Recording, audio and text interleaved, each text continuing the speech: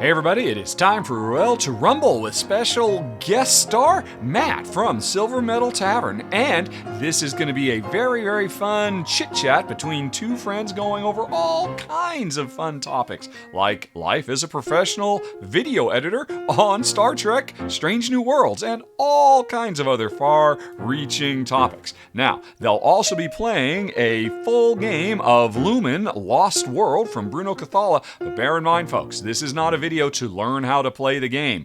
That's just kind of going on in the background while two friends have a really fun and fascinating conversation. So, I think right about now, Ruel is getting past his technical difficulties that launched, and so without any further ado, Ruel and Matt, take it away.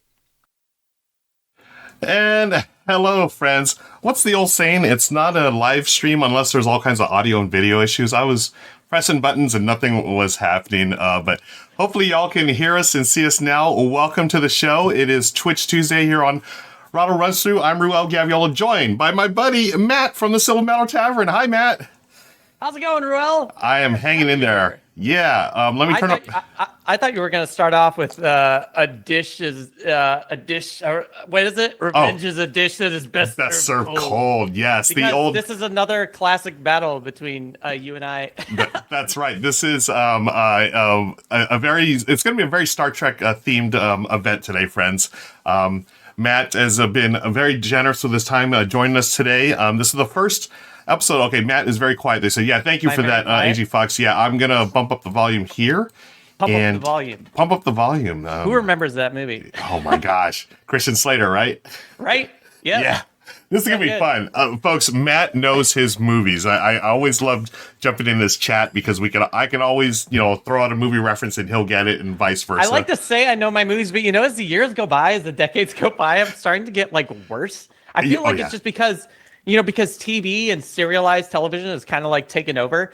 It's kind of pulled my attention from movies a little bit more, and I'm really behind on movies now. It's really rough. And board games doesn't help either. I was going to say, yeah, you probably have your mind on other things. I know when I got in the hobby hardcore about 7 years ago, all my movie watching just sort of went out the window. That was pretty much it. As much as I love going to the movies and stuff, I can't remember quotes from something I just saw the other day.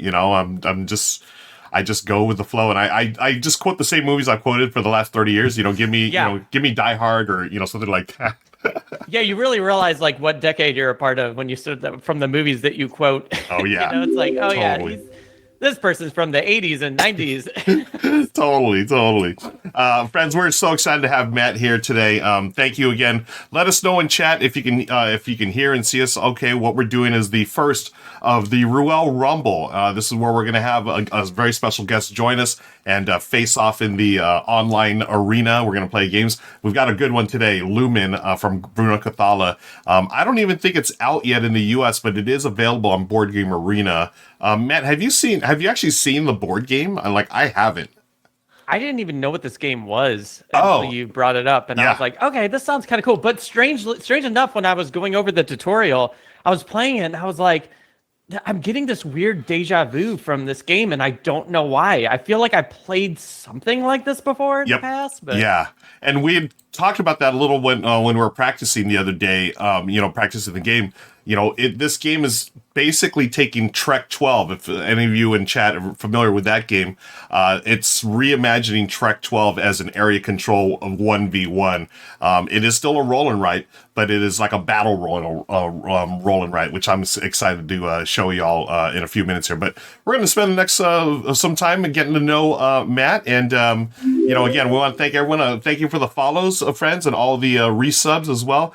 Folks, did you know if you have an Amazon Prime account, you get one free sub per month? If you use it here, you get all kinds of goodies. You get discounts on Rahdo merch. You get all kinds of fun stuff. So, including the little stream avatars that are floating around down there. Y'all are going to go to Royal Rumble pretty soon.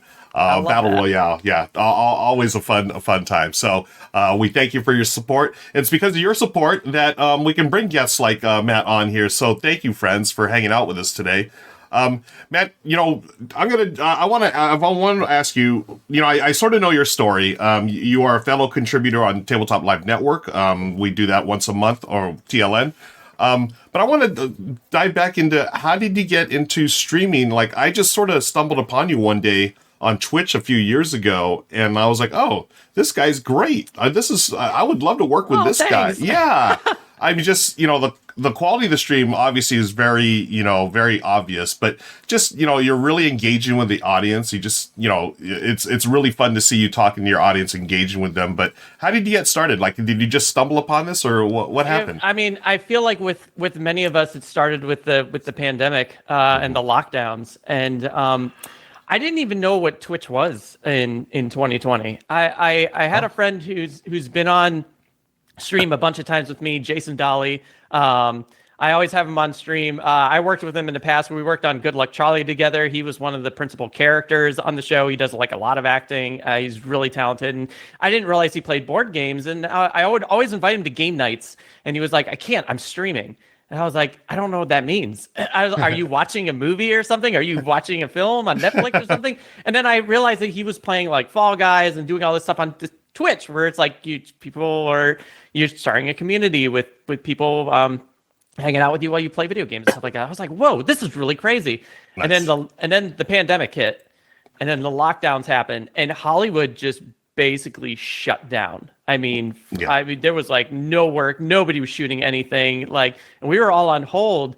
And we were actually going to be starting Rutherford Falls, the show on NBC, show with that was starring Ed Helms, and that got delayed like almost indefinitely. Like we had no idea when we were coming back. So I was like out of work for like 4 or 5 months. Oh, wow. Just kind of like just going crazy, like all of us were, just in our houses. And it's like, what are we going to do? And then I saw a bunch of people on Twitch, and I was like, well, maybe I'll just explore Twitch a little bit more. I got a lot of board games. Maybe some people will be interested in seeing board games, not really realizing that there was already this giant community on Twitch playing board games already. and I kind of just got started watching everybody's streams. Like, I was watching your stream, I was watching Loozapalooza, I was watching DeFoob, and I was watching More Games Please, and all these like amazing streamers, and I didn't know what I was getting into, and I was like, well, what can I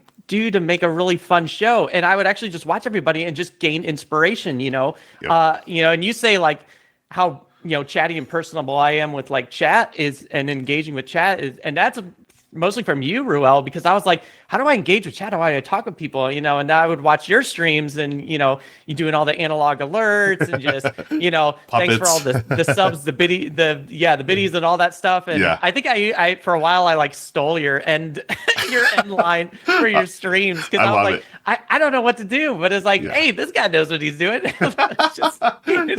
Thanks, Matt. Yeah, and we all just sort of like feed off of each other, right? We inspire each other, and it's so much fun. Yeah, no, it was great. And then it after a while, it just kind of like I kind of got into rhythm. But you should have seen like my first stream. I was just like stiff as a board. I was just like no emotion, just nothing. And to make matters worse, I had a fever that night.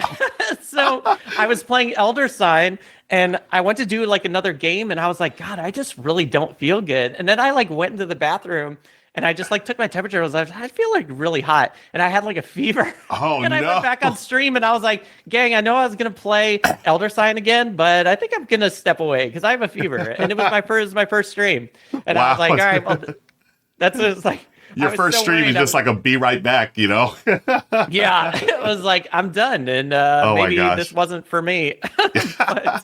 but you kept at it, I mean, and it was really cool. Yeah, and then that's when I just kind of met everybody, and then I remember you and the Brothers Murph, putting together TLN, and I remember like writing to you. I was like, I really want to be a part of something like this. This is just really amazing, because it's like when you're separated from, like, especially for me, like when you're separated from TV and film for so long, and it's like, this is what I do like every day. It's like, I mean, I'm not on screen. I'm not like a producer or anything, but or a writer. But when you're doing streaming, you are basically the director of photography, the actor, the writer, the producer, all your everything. Yeah, it's live. it's crazy. Yeah, like I remember, before I started doing it regularly at the start of the pandemic, I dipped my toes in certain things. I was on Becca Scott's Game of the Game, so that was like videos and stuff. And then I had live stream a couple times with Renegade Game Studios, and I was like, okay, this is cool, but I never thought it would be something I'd do on a regular basis. But like you, I was stuck during the pandemic. Like, I can't go to the studios, I can't shoot anything. What am I going to do? And that's when I just asked Michelle and our daughter Lauren, who was back here, is like, y'all want to play a game on stream? They're like, okay, nothing else to do, right? So that just led one thing into another. And it was neat because for us, Matt, it gave us a sense of like, I don't know, almost like a schedule or routine, because, we're in those first like couple of weeks of pandemic. It was like, oh, what do we do? But I got to go take my third nap for the day. Right. It's like, I guess I'll put on pants today, stuff like that, But then with Michelle and Lauren, it was like a really neat thing that every day at 5:00 we gathered here in what is now the studio. It was a former guest bedroom. We would be here from 5 to 11 for about an hour.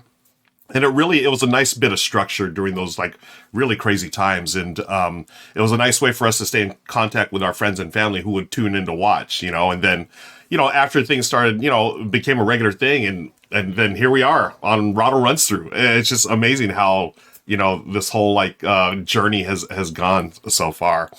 But anyways, Matt, you would you touched a little bit about Good Luck Charlie, and for those that don't know, can you talk about your day job a little bit? Yeah. My current show that I'm on is Star Trek: Strange New Worlds. I've been on it since the beginning. Yeah, I love that show so much. It's not that because I work on it. It's just a really great show. Yeah, it's really awesome. And this is like your dream job, right? I mean, it is right. You are a Trekkie. It's so insane how I got this job, and I completely got this job by luck. And it's really weird, like how I got this, because there's a really funny story about me and Star Trek, like working on Star Trek.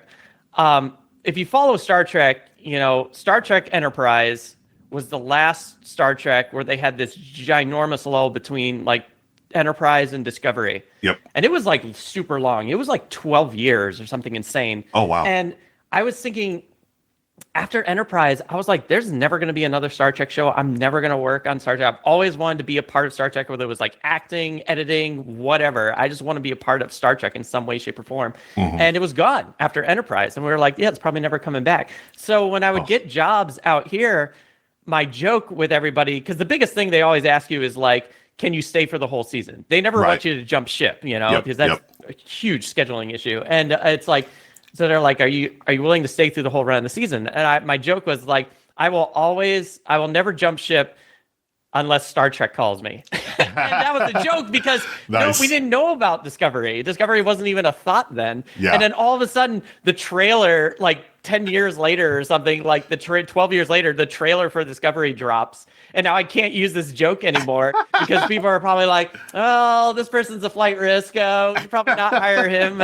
and it was crazy. And I was like, oh, I can't use this anymore. But then it kind of made it, I don't know, I felt like a little worse because I was like, oh, well, I don't know anybody at CBS, Paramount. It's like, I don't know how I'm going to get into this show. And it was like, so I'm probably never going to make it on these new shows that are coming out that I always want to work on. And then pandemic time happens. We're like I said, it was a really long, nothing happening in Hollywood. We're finally getting back into the game. People are like editing remotely and everything. I jump on Rutherford Falls, which is a fantastic show. If you haven't seen it, you should definitely check it out. It's on Paramount Plus, or not Paramount Plus, Peacock. We're getting to the end of that show, and I get a phone call, and it's saying like my name apparently got tossed down I don't know how, but they were like, yeah, we heard you're available. Do you want to work on Star Trek? And I was like, yes. What? Wow. Why is that even a question? You should just call me and just say, hey, you're working on Star Trek. I was all right. Yep, I am. Nice. But it was amazing. And apparently what happened is my editor that I work with, his AE was on another show.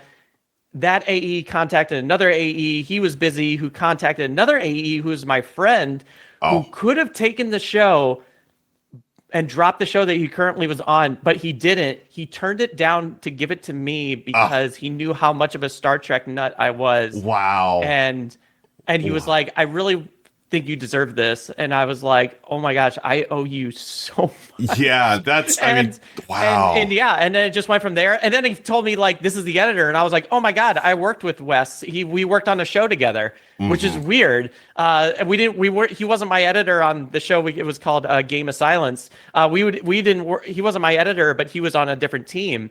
So I knew him, and I was just like, oh my God, I love Wes. He's amazing. And then my name got back, and they found out I worked on The Good Place, and they were like, well, all right, we do a lot of VFX. And I was like, well, I was a VFX editor on The Good Place, so I got something. and it was great. I mean, these people really took a chance on me. It's like nobody knew who I was, really. Wow. And it's all about, this industry is so much about networking. It's ridiculous. Like, I will stack networking on any college degree you have in the industry. It's stupid how powerful networking is in this industry. It's out of control. Do you think is it because, I mean, it is, a creative industry, right? And, as creators, I'm assuming producers and whatnot, when they create something, they want to work with people they're comfortable with, right? And if they, you may have like the best college resume, whatever awards or whatever, but to really know someone from a previous project, perhaps, does that how, I don't know. It's huge. And even if you have like a stellar reel, it's like you could, you could have just been on that show or that movie and you still could have been like a terrible worker, or you could have been like amazing too. I mean, it's like, it's like, you never really know. It's kind of strange. And it's like, it's really about who you've worked with, how comfortable you are with working with people. Cause it's like, they want to know, all they really want to know is, are you easy to work with?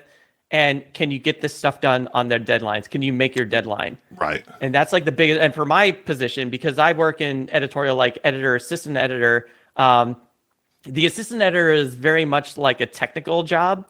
The best way to describe it is kind of like a professional NASCAR or something like that. It's like the editor is the driver and the assistant editor is like the pit team.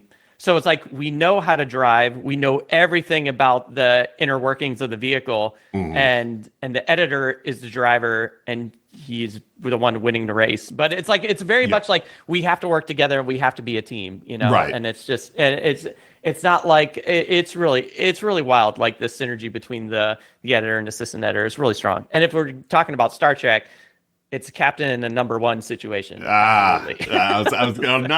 Perfect analogy. So is there like a big team of editors then for usually it depends on what show. If it's like a short show, usually like a multicam sitcom, like Good Luck Charlie, Friends, something like that. It's usually like a one editor will do all those, because usually those shows are a little bit easier to do. But if it's like a single cam scripted, like your Game of Thrones, your even your like half hour shows, they usually divvy those up between teams. Usually about 3 team is pretty typical. Usually it's an editor gets 3 episodes season. If you're like first editor, you'll get 4. You'll get the first episode and the last episode. And then they just kind of decide who gets all the other episodes in between. What's really nice about us in Star Trek is we get the penultimate episodes, which are great. Nice. Because those are the ones that it seems like those are the ones that everyone's most excited for. Right. And I think like Game of Thrones was like a big reason for that. I feel like Game of Thrones was one of those shows where it's like, oh, the second to last episode is always a big one. Yeah. It's like a super, super big one. And then the other one just kind of like bridges into the next season. Wow. But no, I mean, it's fun working on finales, but it's really fun working on penultimate episodes. Oh, that's great. I feel like they put a lot. Sometimes I feel like they put a little bit more budget into those too, which is great. You know what? It's funny. Speaking of penultimate episodes, Michelle and I finally just finished Ted Lasso.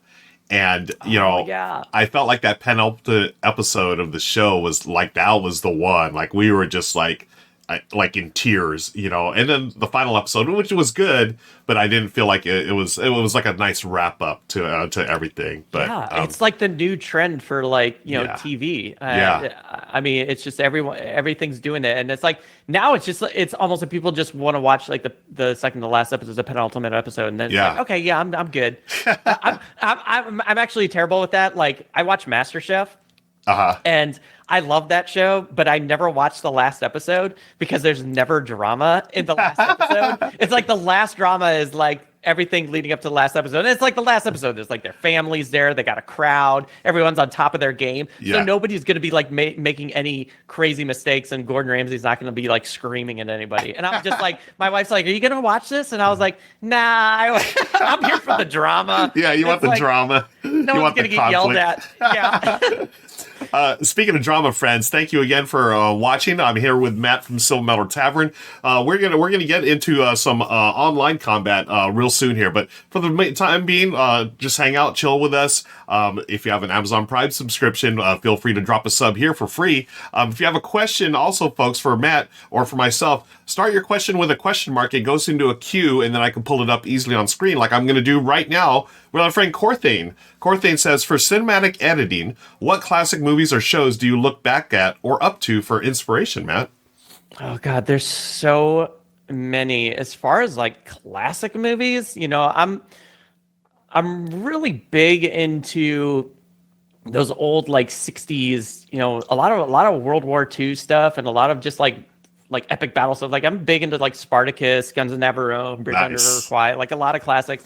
And a lot of that is like when I was growing up, my yaya, which is grandmother in Greek, she was like, she bought one of the first VHS machines, video recorder machines. It was like those ginormous ones. Yeah.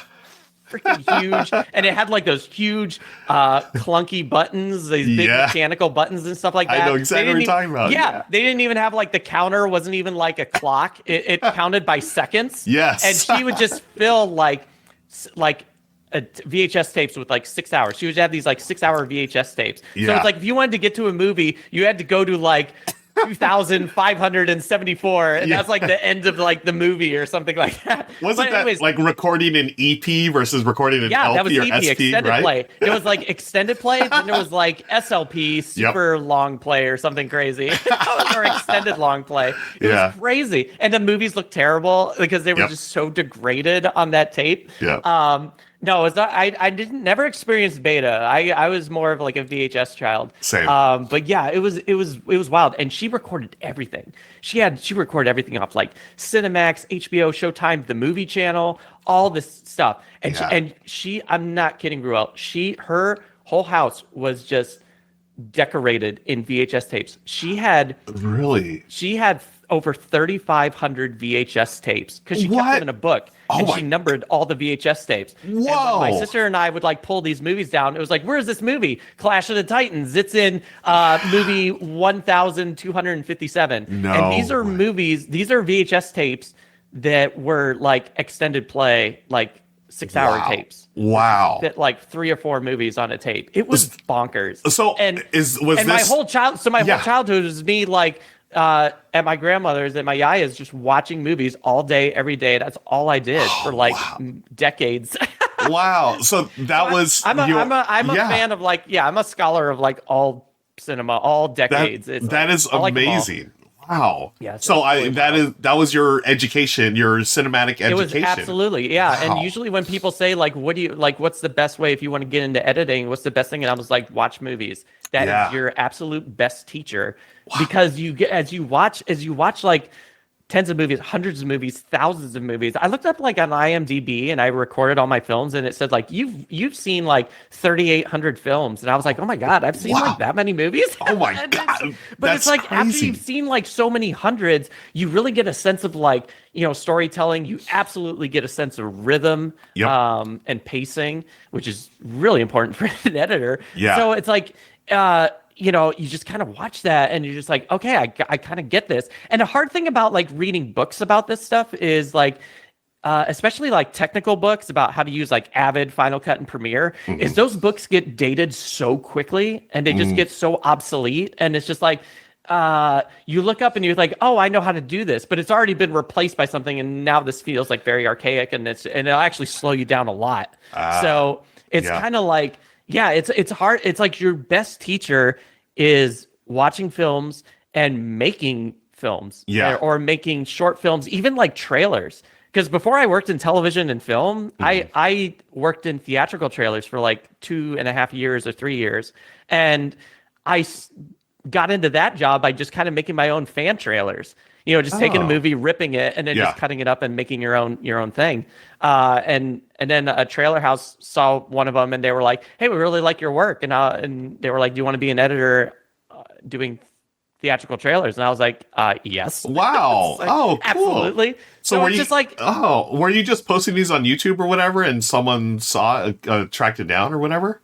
No, I was making trailers before YouTube was even a thing. Oh, so wow. I kind of just had like little MP3 files or MP4 files, and it just kind of took them to interviews and made like a sizzle, like a demo reel and stuff like that. That is awesome. It was crazy. Like none of that stuff like existed then, and it was just kind of like it all existed on tape and DVDs and stuff. Oh my gosh, that's really so cool. And I'm thinking,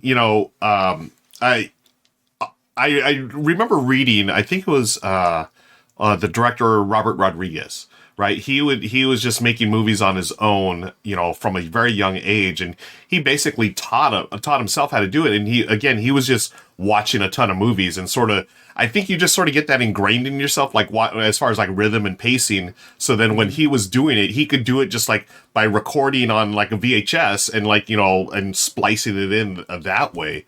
I feel like perhaps that was, all your movie watching as a kid and throughout, your life. It's, even though you might not have been able to like articulate what it was, it almost feels like it was like ingrained in you from all. Yeah, it was like it's very natural like process of just like putting like storytelling, and it's kind of interesting because it's like after a while you start cutting stuff, and a lot of people would like send me like stuff they say like, oh, how'd you like our short? What'd you think of this and what'd you think of that? And it's like you can sense that like something's like too long or something's like just too short or it's like too cutty or it's just like breathing a bit too much.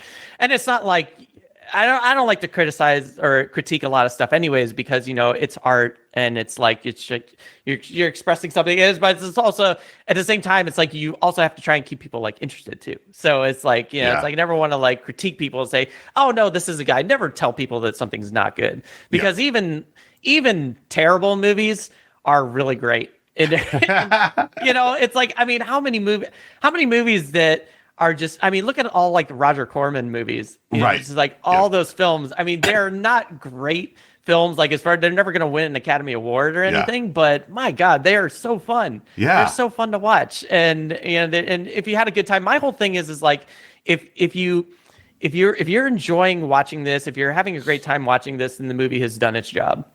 Yeah, and agreed. And even if you can pick out, like, even if there was like 20% of the movie that you liked, the film did its job in some way. It made that great scene, or the actor did that great performance that was just shown. And as long as you could walk away from something and saying, hey, this moment in this movie was great. The rest of the movie I don't like, but this one little moment was really fun. It's like, well, it did its job in some way, Yeah. And you will always remember that scene. You might reference that scene down the road. Right. You might not watch the movie again, but you'll say, hey, this is a fantastic scene, but the movie's not great. And that's good. That's good enough, You don't need an Academy Award. You don't need awards. Agreed. Yeah. And ultimately, I mean, these things we're doing it for entertainment, right? And as long as you're entertained, just want to make people happy. Exactly. Which we need to make a lot of people happy out right now. Nice. I don't know if you still do this, Matt, but for a while you were doing watch parties, because I dropped it on a couple of your watch parties on Twitch where you would watch a movie and everyone would watch along with you. And I was always excited when you would have, some spaghetti westerns on there. I'm a big fan. Know. The Sergio Leone and oh my gosh, I love those you and movies. we share. I feel like we're on the same wavelength for like a lot of films. Agreed. And I know we always talk about doing a John Woo marathon. Yes. Watching all those like the hard boiled, the Killer, A Better Tomorrow, oh my gosh, these like classic. Yeah. Like I totally want to do that, Matt. I want to dress up like in a suit, like a striped suit or something. Yes. Oh my gosh. Folks in chat, do we have any John Woo fans? We got some John Woo fans amongst us here. No, it's like, are you all right? So how did you like his American films? There's not too many. Just like Broken Arrow, Face Off, Mission Impossible 2. Like all those. And then what was the other one? Hard Target. Remember that one with Van Damme? Yeah, that was his, wasn't it? Hard Target.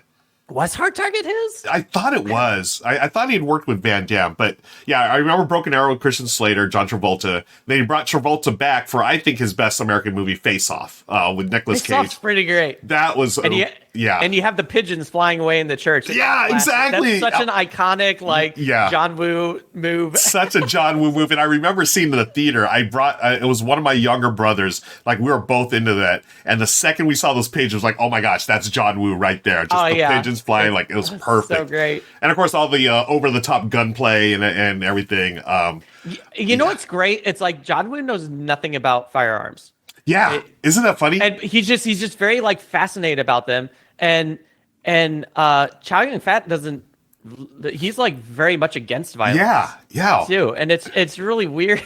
Yeah, which just shows to all these movies. Yeah. Which goes to show you what an actor he is, because when you see him, he is the coolest actor on the screen at any moment. When he shows up and he's got a gun, your eyes are just focused on Chow Yun-fat. Oh, it's so good. And oh my gosh, it's hilarious because he hates A Better Tomorrow too. Yeah, right. He hates his character. He hates that movie, and I'm just like, that movie is so great. It's so over the top, right? And, absolutely it's so much fun, especially the scene in New York in the restaurant, which it is over the top to the max.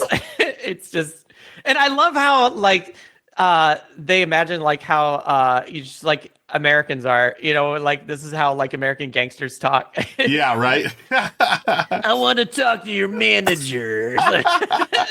So funny. Yeah. So one of these, we really just should do some kind of John Woo. I don't know. Get together and watch it. I used to do movies. I used to do movie nights. I used to do this really fun theme in real life with friends and everything. We used to do food themed movie nights. I love that. When we watched Jurassic Park with a group of friends, we all had Jell-O and ice cream, and we did The Godfather. I made 4 pounds of pasta, and we did this forever. We had all these movie themed. We watched Jaws. We had fish. It was amazing. Nice. And we just the pandemic kind of squashed that. I've got my pugs are going crazy right now. Let me give me 1 second, Matt. Folks watching, ask Matt a question. It's gonna be 10 seconds here. I need to let the dogs out here. I'm gonna let the dogs out as the song goes.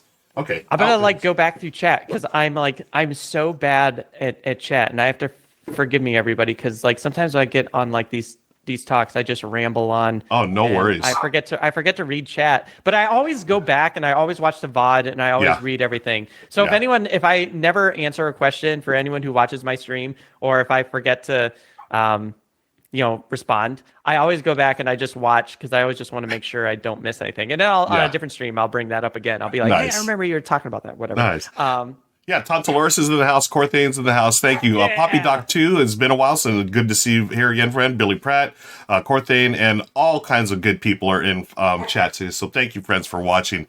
We're catching up with Matt of the Silver Medal Tavern, talking about his career, and he works in the industry or in the biz, right, as they say. Editing. Get into post-production. It's great. You had mentioned The Good Place. Did you work the entire run of that show, or? No, I didn't know what The Good Place was. Another show I didn't know what The Good Place was, and I was coming off of a show, and they offered me season 2, and I didn't know what it was, and I was like, I don't know if I want to jump on this show because I don't know what it is. And I went home and I was telling my family, it's they want me on The Good Place because I knew the producer. We worked with the producer for a really long time. And he was like, I want you to come on season 2. I think you'll have a lot of fun. I was like, okay, I'll watch the show. And everybody was telling me at home, they were like, you need to get on this show. I was like, okay. And then I watched season 1 and first episode, I binged that show in I think like 12 hours. Nice. It was something insane. It was like a 24-hour period. I watched the entire season, and I called my buddy back, and I was like, "Yeah, I'll take that. I'll absolutely be on it." Yeah. But it wasn't even like because they already had their editing teams down. So I originally went on that show as like an extra assistant editor because that show was just it's just so fast, especially like comedy, like half-hour comedies. Like I feel like and network TV just goes so quick. Then streaming. I feel like streaming shows have a little bit more deadlines between things, but like on network television, it's just that the schedules are so tight. They're so insane. They're so fast. Yeah. And it's like you don't have time to like mess around. Like if you're off like one day, that just throws everything off and it just throws everybody into a panic. But now it's like a lot more like lax a bit. But so they brought me in as an extra assistant editor. But then I started like handling a lot of the VFX on the show. And then I let him know, and he knew that I knew After Effects and stuff like that, and I could do like a lot of like compositing work.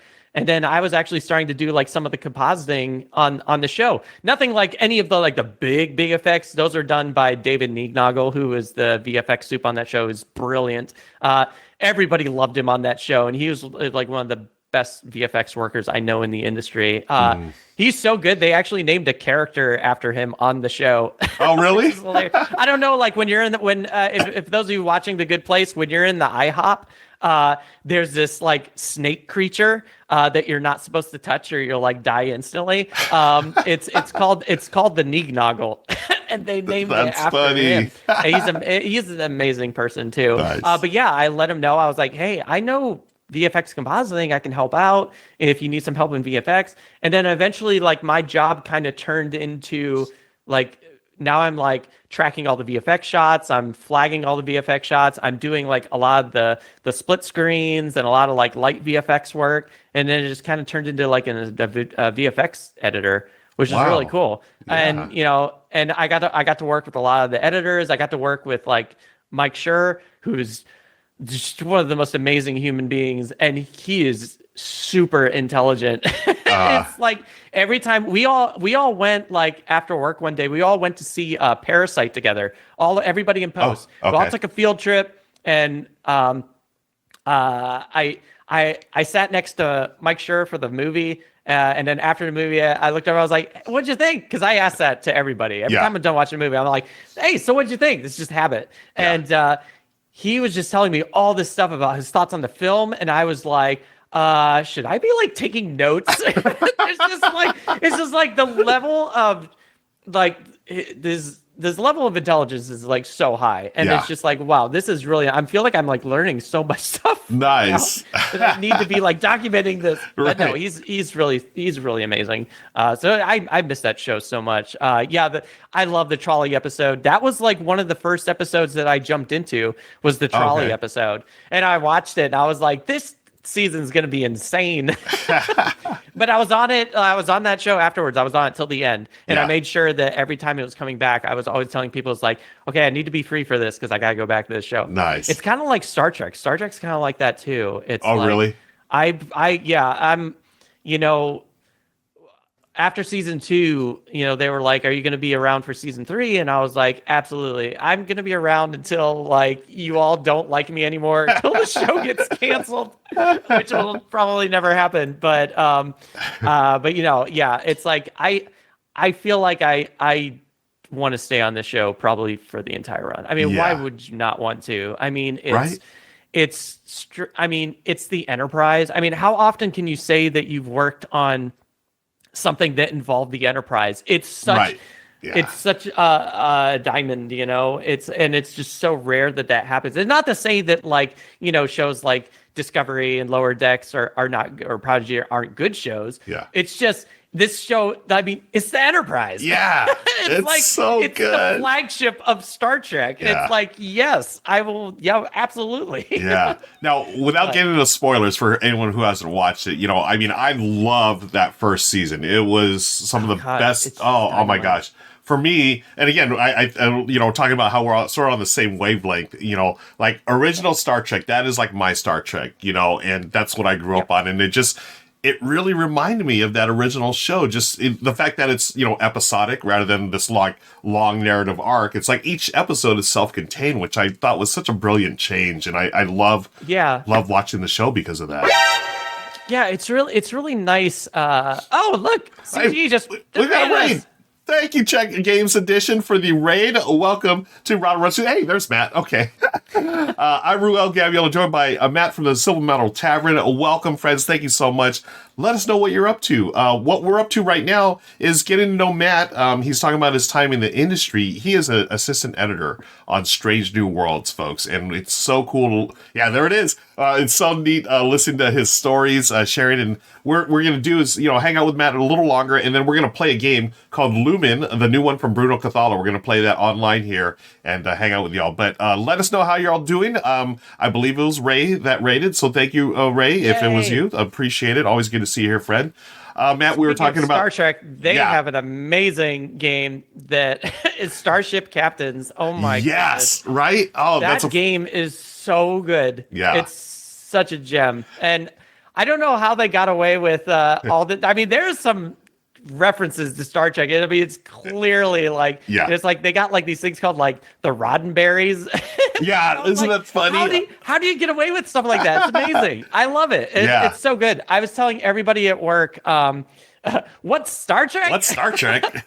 I told everybody, CGE for all CGE watching, I told everybody on Strange New Worlds about this game. And I said, when we come back for season 3, we're playing this. Actually, I'm actually meeting up with the assistant editors from the on Strange New Worlds from the other teams to play Starship Captains. There's a lot. Exciting. There's a lot of board gamers, board game fans on Strange New Worlds. So, I love it. I was like, well, we have to play this game. That is fantastic. Need to play this. That is so awesome. Yeah, I remember I got to play the prototype with Ray. Streamed it with them last year at Gen Con, and I was like, okay, this is going to be a hit. I mean, the game mechanics are solid, but just the humor in that game, so like you said, just so many like little thematically, it's on point. So it's good. So on point. And it's not really I mean, when you see it on the table, you think, well, this looks heavy, but it is not heavy at all. No, not at all. I mean, it is like you can like breeze through a game like so fast. It's it's brilliant. So CGE, well done. Yeah, kudos to CGE. Todd Solaris says, I so hope season 2 of Strange New Worlds will air in Germany parallel to the US release and not again 9 months later like season. Oh, wow. Yeah, I don't know why that's a thing. That was really strange to us too when when that happened. And then we heard like, was it Pluto TV or somebody was doing a thing where they were airing it on there for international, and I was like, oh, this is really weird. I don't know what goes on behind the lines for that, but all the rights and all that stuff. I hope because season 2 is incredible. It's really good. I can't wait. Pushing the envelope for that. I can't wait. I can't wait. 9 days, friends. Nice. It's gonna be here in 9 days. Yes. So it's gonna be great. Hopefully that's gonna change a little bit. Scott O'Brien says Strange New Worlds was excellent. My only wish was that they did 24 episode seasons like Next Generation Voyager instead now just the 10 each year. Premium TV seems to maybe be the death of the every week sitcom. Oh, that's interesting. It's kind of weird, and from perspective of like working in like 24 episodes, it's it's nice to get on a show where you have 24 episodes because you're basically working for a year and a half on this show. I think I really don't miss that format though, because it's like you can. My biggest problems with like a lot of shows that are 24 episodes is there's a lot of filler episodes that are just kind of not the best. And it's like they're fun to watch, but I feel like that's just you just get like I used to watch Star Trek Next Generation like every 5 years. That was like my thing. Yeah. And now it's like I have such a hard time watching a lot of earlier Star Trek shows because they're so long. I don't have enough time for it. Yeah. And it's like and I want to watch it, but it takes forever. And then as the shows like keep mounting on top of each other, it's like, I don't have to. It's like I can't watch DS9, Voyager, Next Gen Prodigy and Discovery and like all these shows. It's just and all the other shows that I have to try that aren't Star. We haven't even talked about Star Trek or Star Wars yet. Right? Yeah. I mean, this is just Star Trek. Yeah, this is just Star Trek. So yeah, I honestly don't miss the 26 episode format. Yeah. And I feel like you can kind of like you can kind of get more people into that because it doesn't feel like so much of a commitment. I tell Stupid, how long is your show? Oh, it's 6 to 10 episodes. It's like, oh yeah, I can watch that easily. Oh yeah, on a weekend, right? Yeah. Yeah, totally. Yeah. But it's like, yeah, I miss it because it was a great job security. Yeah. But you know what? If the show's doing well, you're just going to be on the second season, and it's just like, it's basically a 24 episode show now. Yeah. But it's just a little stretched out a little bit longer. Yeah. No, exactly. I don't know. Yeah. Matt, when you got on board with Strange New Worlds, I mean, that had obviously been the thrill of a lifetime, as a Star Trek fan yourself. Yes. Was it different, though? Because, this was in the midst of a pandemic, so you weren't actually on set, right? I mean, you were doing all the editing, I'm assuming, from home or off-site? Yeah, a lot of like during the pandemic, a lot of shows were going. They were trying to do this thing. They weren't bringing anybody back into studios. Editing bays were. It was all remote. Yeah. And now a lot of shows they're back in studios. They're back in editing bays. But yeah, for that 2020, we were 2020, 2021. We were all at home editing, experimenting with this like technology that we didn't even thought was possible, like that would work well because we were really nervous about this because we were like, is this going to be laggy? Because,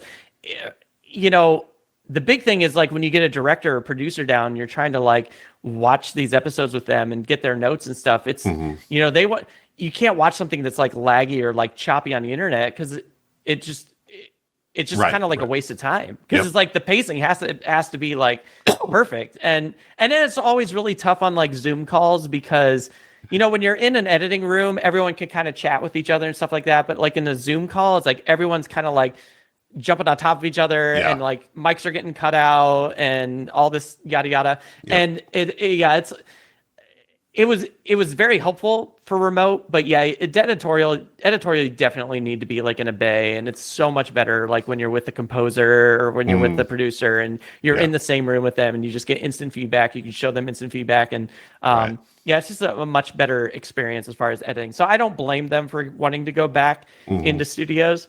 Yeah. I know the studios loved remote because they were saving so much money. Oh, yeah, I can not imagine. paying for all that, all the office space and like, food and stuff like that, like crafting and stuff. They were saving so much money. Yeah. Final question here before we we'll start segueing into the games portion of the show. Sorry, because I can honestly talk industry for this could easily be a 4-hour stream. Yeah, I love it, and I know Richard was super excited to have you on here because he's fascinated. I was super excited. That was so funny at Dice Tower West because I've always wanted to meet Richard, and she's just like watching these streams, watching his YouTube channel and everything. And I was like, well, it'd be really cool to meet him. Yeah. And I met him at Dice Tower West and I was like, hey, I'm the Silver Metal Tavern. I'm Matt at the Silver Metal Tavern. I've always wanted to meet you. And he was, and then I guess you told him I worked on Star Trek and The Good Place. Yeah. And then he was like, I'm like so excited to meet you. And I was just like, it's like this weird like reversal. And I was like, no, I need to be more excited. No, but it was great. And we talked at Dice Tower West. We didn't even play any games. We just talked Star Trek for like 2 hours. It was amazing. Oh, that's cool. Great. And we talked board games too, but of course, mostly it was about Star Trek. So you had mentioned that some of your fellow editors on the team are board game players. They play board games as well. Do you have, I don't know if this is a thing or whatever, but are there like groups of editors that get together on a regular basis to play games? Is that a thing or? Yeah, I mean, there's we don't really do like a lot of meetups. I would always like start meetups. Like that's how like I had such like a big gaming group in real life. Like, cause I would just meet people on shows and I was just like, hey, I play board games. You want come over one night? We'll play board games like here at the tavern. I used to just pack like 12 people in this room. Nice. We would just like play games like all night.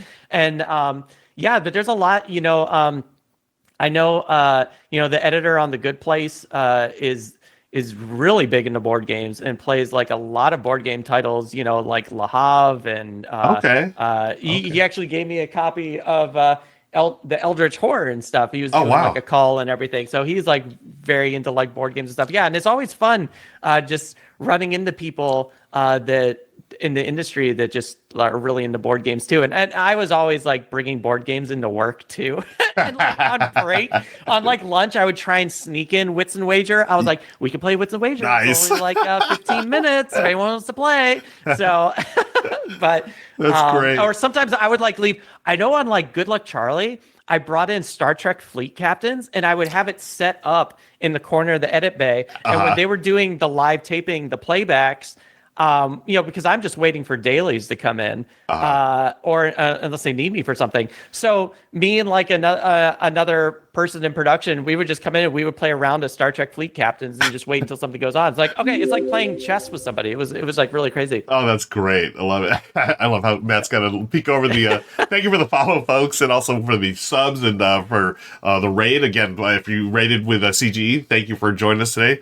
We're going to play a game, folks. Matt has been kind enough to share his story. Again, thank you, Matt. It's been, I always love hearing all the stories from the industry. It's always a nice, like, little peek behind the curtain, as they say. It's so fun. I'm like so like blessed to be like working in this industry, and especially on like Star Trek. I think I'm just like, I just feel so lucky and just so fortunate to be working on this because it's just so rare to get on this thing. And I still sometimes think it's like surreal, and I don't really fully get grips of it. Where it's like, well, I'm working on Star Trek. This is so odd. It's like, I don't know if this is actually, it just still feels surreal. And I really haven't come grips with it. And you know what, Ruel, is really something funny that I think I told you one day while I was on Star Trek.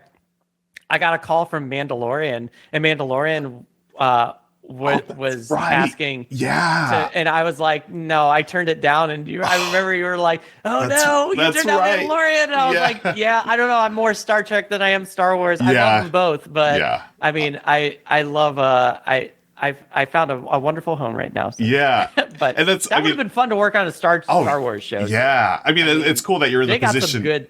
They got some good shows. Yeah, at least you're in the position to, have, choices like, Star Trek, Star Wars. That's a great problem to have, right? A great choice. But I do want to share this, man. I remember, through our work on TLN together, I remember when you got the job on Star Trek, but you did not say a word to us. I was so hard. Yeah. Yeah. And then eventually, because Crystal Dax is a huge Trekkie as well. So, eventually when the show's about to come out, you're all, oh, by the way, that's what I've been working on for the last year and a half. Like, what? No way. It's like, oh, that was amazing. And it's like, I want to, and that was really weird because I couldn't even tell like my family, like back home, like my parents or anything like that. Cause it was like such a secret thing. Like nobody knew that this show was even a concept yet. It was like they were hinting it in Discovery, but we didn't know it was actually happening. Yeah. And when I got it, I like told my wife, I was like, oh my God, I'm on Star Trek. And I was like, I told her, I was like, okay, we can't talk about this at all. Yeah. And of course I have like a 4-year-old running around and I was like, okay, now, and it's really funny because it's so funny because when he was young for season 1, Star Trek, Strange New Worlds, he watched like everything. Oh. And like all the episodes that we were watching or that we were editing and stuff, he's seen it all. And it just blew my mind that this like little 4-year-old knows all the episodes of this show that people would like give their kidney to see. It's just like there's like millions of people would like want to know about this show. And there's this little 4-year-old running around that knows everything about it. And it just always made me laugh. And I had to talk with him. I was like, okay, you can't talk about this show. Okay. I love it. Oh, that's super great. Secret. But he was great. He never mentioned it or anything. And I was just like, yeah, it's weird. Kudos. It was hard, like talking. Yeah. It was hard not wanting to tell people about this show. And I was just like, oh, and especially like season 2, it's just like, we can't talk about season 2 or anything. And for good reason too. I'm like a big person where I don't like spoilers to begin with. Yeah. So totally. even if I was going to be that person, I would never do it anyways, because I love the idea that you're just going to be like so surprised and so shocked by something. It's like, I will never tell you anything. Yeah. And it's like, what's this about? I don't know. Watch it. It's like, Oh, well done, Matt. Well, again, thank you again, Matt. Why don't we play a game, my friend? Let's get on over here. We're going to play some Lumen, board game friends. stream. Yeah, it's the board game stream, and we're talking. But it's great. I love talking about what you do. I find it so fascinating. I know a lot of people do as well. So we've got Lumen here. Silver Metal Tavern says must choose an operation. So, folks, if you've not seen this game, this is a new game from Bruno Cathala, and what it is, it's an area control game, roll and write, which is really bizarre to me. But here's the thing: if you've played Trek 12. That is a roll and write from Panasaurus. This game is basically a re-implementation of a roll and write into a 1v1 combat game. It's really fascinating. I think it's really cool. And we're going to play along. We'll teach it as we go, basically. Matt and I have already played, off camera. And what you're doing is you're rolling 2 dice, a 2d6, and the active player is going to choose what they want to use on the roll. And then the other player is going to use the exact same pair of dice, but they cannot use the same numbers. And in this case, when you roll the numbers, you can either do one die or the other, the higher or lower number, or you can do the sum, add them up, or the difference, subtract them, or the product. You can multiply, and those are the numbers. So that's what's going to, that's the very basic of the game. You're using the numbers to fill in spaces here on your player board, and you're going to send those troops out to the map. And let me zoom in on the map a little bit. You can see here we've got a couple of starting soldiers or troops out there. And zoom in over here. By the end of the game, this is going to be filled up with a bunch of Matt's troops and my troops. And then we will, I think they're called Lumens. The Lumens are in each territory, right? And those are the victory points in the game. So we compare those at the end, and the most victory points wins the game. Okay. Not to be confused with lumens that are in light bulbs. Oh yeah, now I'm totally confused. Totally confused. Totally confused. That'd be a great game if this was just a game about like light bulbs. It's just a roll and write light bulb game. Yeah, someone make it happen, have like please. the best wattage or something, but like the highest brightness, because that's like a thing right now. It uses like 1 wattage of power, but it's like brighter than a And then you have like your LEDs. Floodlight. Yeah, floodlights. Okay, so let me if I can Board Game Geek TV is raiding. Thank you for the raid, BGG TV. Welcome. Welcome. We are playing we're about to start Lumen, a new game from Bruno Cathala. Over here on Board Game Arena, I'm joined by Matt from the Silver Metal Tavern. We just got to listen to some really fantastic stories. Matt works in Hollywood, and he works on Strange New Worlds, folks. So be sure to watch the VOD here on Twitch, and you'll get all kinds of great stories. But I believe Matt is first. He has to choose an operation. That's basically means he's choosing the dice. Oh man.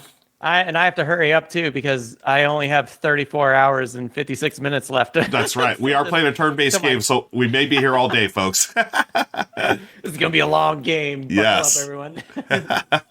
All right. So, okay.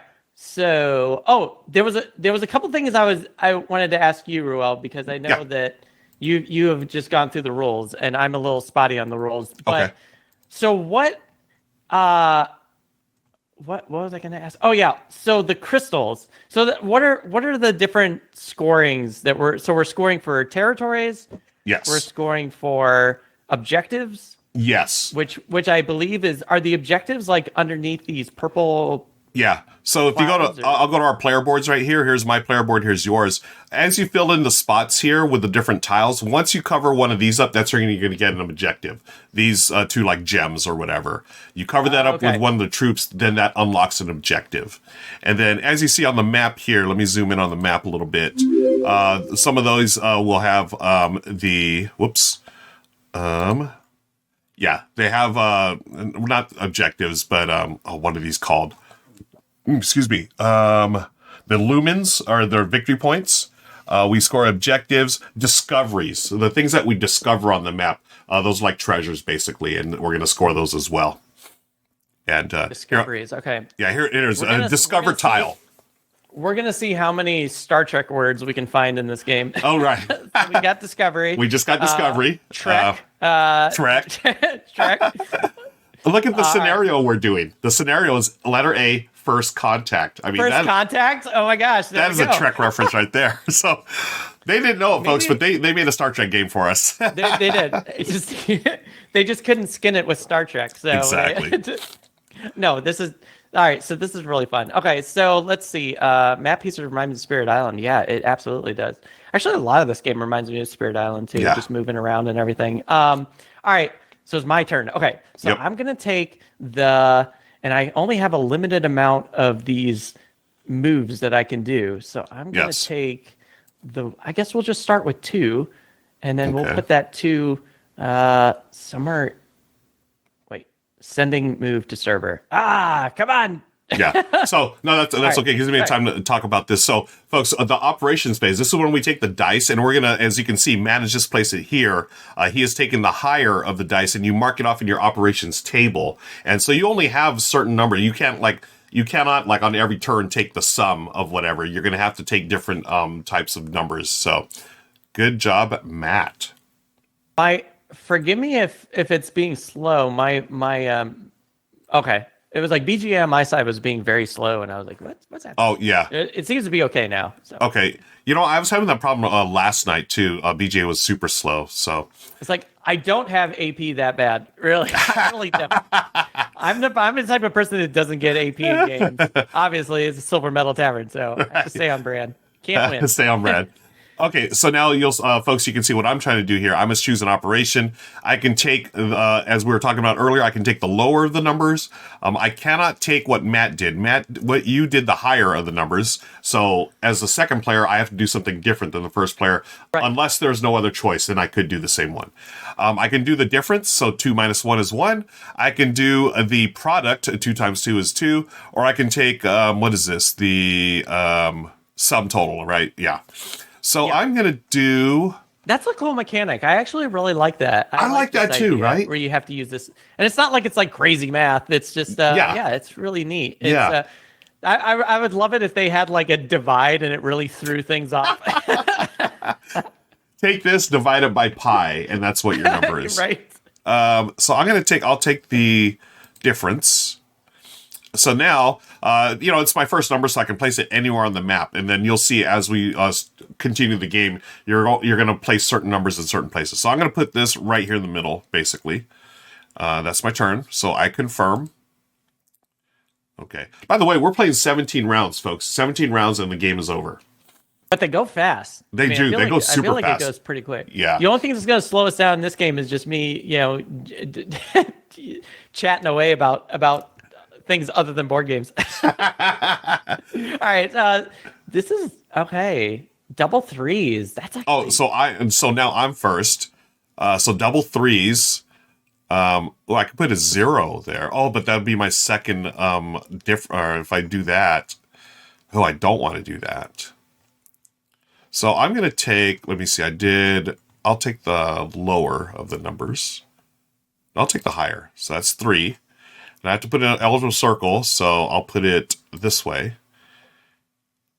And then I must confirm. There's nothing new here that I can do, so I just confirm there, and it goes over to Matt. Now, as we start getting numbers that are in a consecutive order, or we get similar numbers like 3, 3, 3, 3, that's when we're going to be able to unlock and move and or activate our troops. This is gonna sound a little crazy, but I'm gonna go a little early on this, and I'm gonna take the product. Ooh, okay. I don't know why this. I think this might be a terrible idea, but I'm gonna roll with it anyway. That's the spirit. And just see what happens. And speaking of rolling, Ruel, these dice, and the way you play the dice in this game is bringing a lot of triggers from our Dice Tower West experience with backgammon. Folks, one of the funniest things when Matt and I did at Dice Tower West. So we got to hang out at Dice Tower West, and there's thousands of games at Dice Tower West because the library is humongous. All the latest, the hottest games that you can do. So Matt and I, of course, go to the library and decide, we're going to play a game that's been around for about 3,000 years called backgammon. And the dice were so bad to Matt. I felt so I seriously felt bad, Matt. It was a tournament board. It was something like tournament backgammon. Yeah. And it was like the cheapest. It was like the cheapest board from the 80s or whatever that you could think of. It was like this hard plastic with no texture involved. I think the board wasn't even cork. It was like this weird like laminate of some sort. It was like for the 70s or 60s or something, right? Yeah, it was terrible. The dice weren't great because Ruel was always getting great rolls and I was getting terrible rolls. Ruel was getting like doubles like every roll, and I was like, "What is up with this game?" I felt so bad for Matt. I was like, "This is just so wrong." But it killed me. Yeah, we were in a room with a library of thousands of games, anything you could play. Yeah, you could play the hottest, the greatest, whatever, and we picked that. Backgammon ball games. So funny. It was so brilliant. Yeah. All right, so I played another 9 Ruel. So I'm I'm seeing what kind of craziness we can do here. Now I got this crazy mud shell here. This creature offers protection against deadly fighters. Ooh, all right. So I'm noticing there's like an A and the B on the board. What do those things actually do? The A and the B, are those the discoveries, or let me see, A, B. There's like an A in the blue section on the top left of the map, and then there's a B in the bottom. Is that initiative? Right. I know there's an initiative marker. And I think those are scenario specific. So folks, what we're doing here, we're starting the very first of a bunch of scenarios, and that's how the game evolves. So there's going to be additional rules to each one. And I don't think the B is in play. I mean, they have a B, but I'm just going to go here and see what happens. Okay, here it is. What I do. If you do the hover over the A first contact, during the game Frontiers, the first player to seize control of the 3 border territories marked A or the 2 border territories marked B immediately receives an objective token. So, yeah, these things, in this particular scenario, we need to get those outer territories. In other scenarios, they'll be different. Got it. Okay, perfect. Cool. Perfect. It's kind of what I do in just board games. I just kind of experiment with stuff. I really don't play to win. Yeah, I hear you. I like to explore too. I play because I love the mechanic. I love like seeing good mechanics. I love playing with. Yeah, I'm that type of person that will just do like a really crazy move, and I wasn't going to advance to the win at all. I just wanted to see what it's like when you play Dominion, and you just buy a bunch of things just to synergize with them, and they don't even do anything. It's just like, I just want to see what this does. I hear you. No, that's the spirit. I mean, it's all about again, like a movie. It's all about the experience, right? So, I'm going to take the 3. So I take the 3. That is the move that I'm taking for my operations table is technically the lower, even though they're the same. Now I'm going to put that 3 up here. And yeah, see, BGA is totally slow on my end too, Matt. It's taking a while to send the move to the server. So, Board Game Arena, y'all need to update. This must be a hot time. It probably is. Nobody must be working right now. Yeah. All the writers on strike are actually playing Board Game Arena. Hey, speaking of the strike, so are you not? I don't know if I should ask this or not, but are you not allowed to work because of the strike? Does that affect your job? The Editors Guild isn't striking, so it's like, and I don't think that it's just mostly the writers and the DGA. The DGA, their contract was up, and I think like SAG's contract is like coming up soon. Yeah. But I don't think there's anything going on with us, because we can definitely still be working. I know a lot of people who are still on shows. They actually hit the good timing because they're out of production and they're just in post right now, so they can just finish off the rest of the season.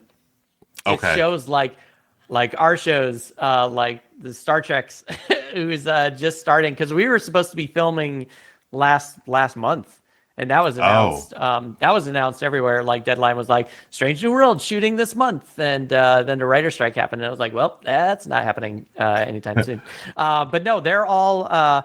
SAG voted to strike. And it's just, I don't know. Usually, kind of like everybody, all the other unions like start to kind of follow suit. We haven't heard anything on our side yet if the editors are going to go on strike yet. Right. Okay. Now, I haven't heard anything so far. It's been kind of crazy. Yeah, because I know some of the other unions, they like in solidarity with the writers, they're striking as well. So. Okay, so it's back to me. I brought 2 of my troops onto the board. Now I am rolling, and wow, we're rolling a bunch of 3s, Matt. What's going on here? I know. It's kind of wild. Yeah. So you'll notice, folks, on Matt's board, he's got a couple of X's here, and the reason why is because he picked the numbers. What was it? 9 and 9. Anytime you get a number 7 or above, that's when you're going to start striking these off of your board, and that's going to get more troops and then eventually hopefully get you those objectives. So this time I may think about doing that, but you know what? No, I want that number. Ooh, wait, maybe I do a number 0. I don't think I've done a number 0 yet. Does that count as far as, I'm going to find out right now. We're going to do a 0. I'll place it here. It does. Okay, so it counts as a consecutive. Okay, so then that means I can do this, do I bring in this troop? Or no, I can move. Or let me see, no. You must confirm, sir. Oh, let me confirm it. And then choose a fighter to move or activate. So I can move or activate my troops because they are, because I have those consecutive numbers. So yeah, and it's really interesting working off that consecutive with the product. That's what I wanted to try and do. Like this game was try and get it, because it was really funny because when we were playing our practice game, I remember you played a product of like 52. Yeah, it was huge, right? It was crazy. It was something huge. I was like, good luck with that.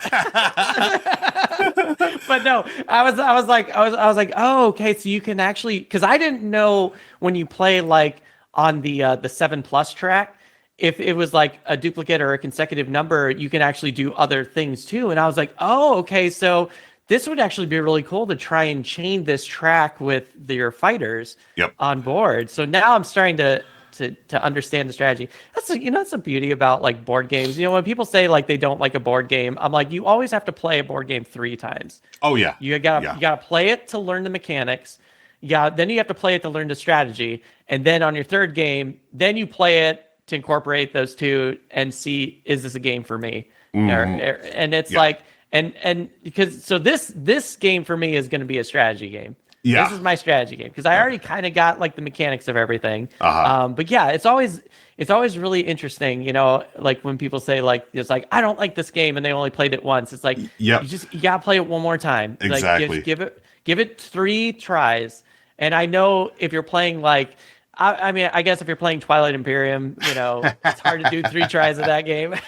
But, I feel like, too, going along that, Matt, like, as you play more and more games, as you get deeper into the hobby, I think you have a pretty good idea of what you like and don't like in games. I think so, too. Like, maybe the first time you play a game, you sort of have an idea already, as you get more involved in the hobby. But I'm with you, though. I do like to play games multiple times because, number one, I want to give a game a fair shot. Because, there's plenty of times when I read a rule wrong or I just miss a rule. It's like, oh, that totally affected my gameplay of this. So, I definitely like to get it a couple of times in.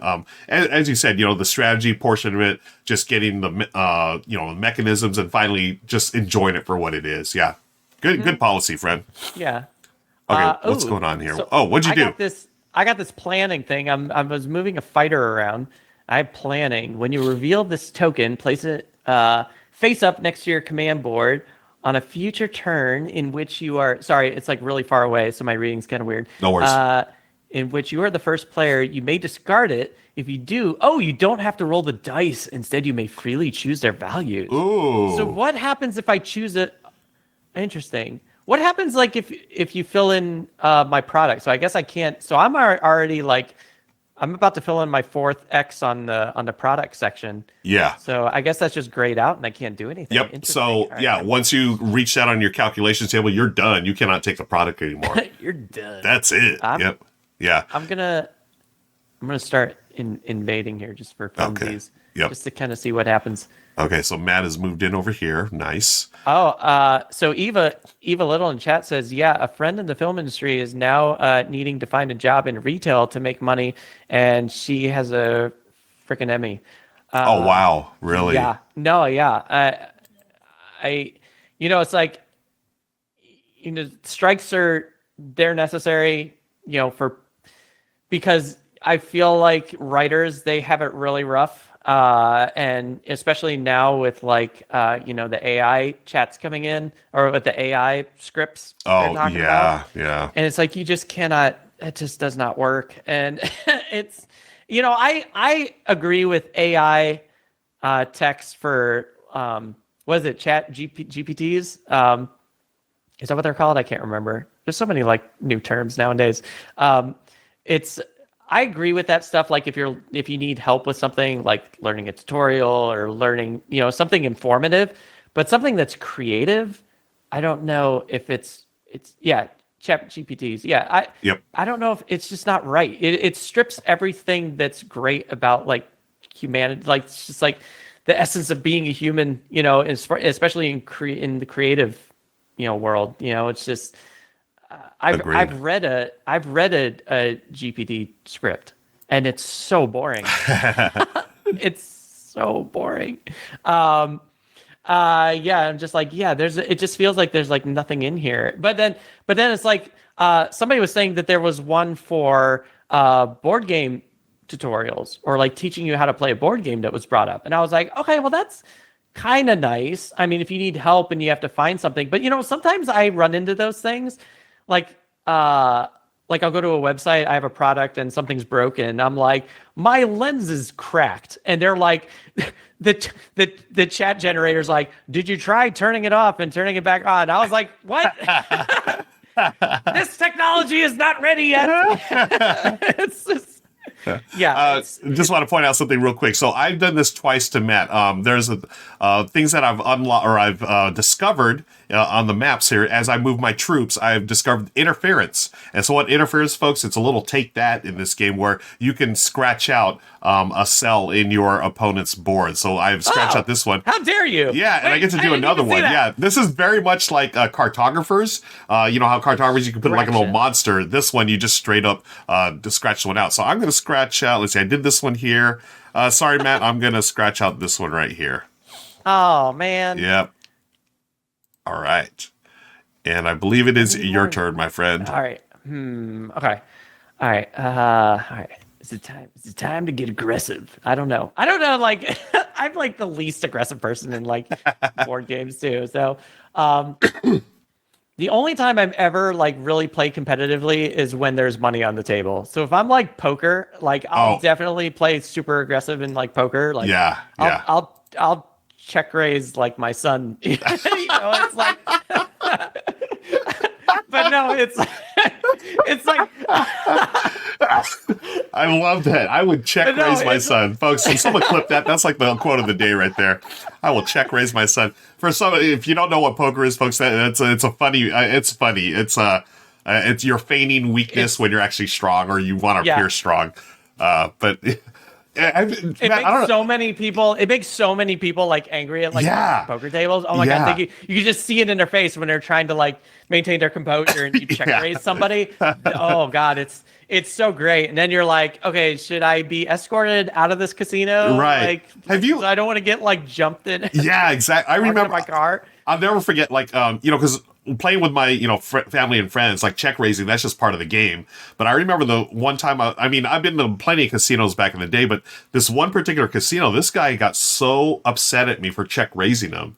He was sort of stunned that I did it. Like we were playing and, I check raised because I had flopped like 2 pair or whatever. So I check raised him and he just sat there. He's like, wow, did you really just check raise me? I was like, yeah. He's like, and I swear, this is what he said, Matt. He said, I thought this was a gentleman's game. I was like, oh my gosh. I was like, sir, it is a gentleman's game. I check raise you. Do you want to call? Yeah, it's like part of the game. Yeah. Oh boy, that's so weird. I'm not going to lie. It felt good to take his stack from him after he did that. I was like, but, it's not personal, sir. It's business, Yeah. Was he wearing a top hat and a monocle or something? Thought it was a gentleman's game. He did look like the guy from Monopoly, now that you think about it. No, that's great. Oh, man. Okay, it's back to me. I have to choose an operation. I've rolled a 1 and a 4. Ruel, as you can see, those scribbles like really screwed me up there. Yeah, sorry, Matt. Sorry, not sorry, as the kids say. Yeah. I can do the 5, right? Put the 5 right here. So I can confirm the circle, and then I must choose a fighter to activate or move. So I've done a lot of movement of my fighters. Let's see what I can activate here. This creature shell, the mud shell cannot be moved during phase 3 issuing orders. Do I move? Let's move this guy. Can I move? Oh, it's got to be a fighter. Over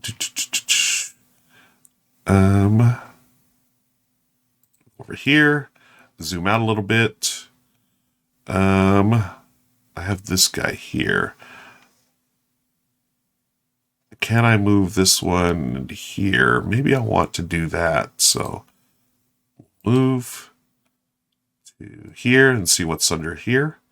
Hey, all right. Cool. Oh yeah, I have this item, and it's the planning. When can I use this thing? On a future turn in which you are the first player, you may discard it. Okay. So I guess what determines turn order? I'm like kind of blanking on that. Right now we're just going back and forth. I think it is initiative. Oh, okay. Yeah. Wherever the initiative token is, let me see where that is. Wait, this is a good. All right, this is good.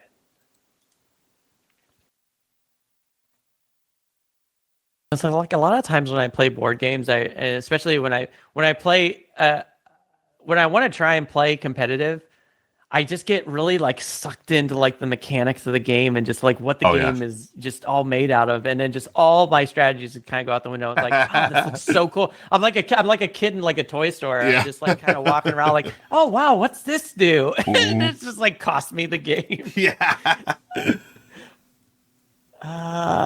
I want to try and get maybe down here. And then I have to choose another fighter to move. Oh, yes. Let's go over to here. I got a 3. I discovered a tile 3. What did those tiles do? Like with the numbers on them? The blue ones? Over on the map? Let me see. These here, loot. they're loot. It's loot tokens, yeah. If you just hover, it'll tell you like here, loot token. When you reveal loot token, leave it on its territory until one of the clans is able to claim it. Each loot token is worth 3 to 5 Lumen or victory points.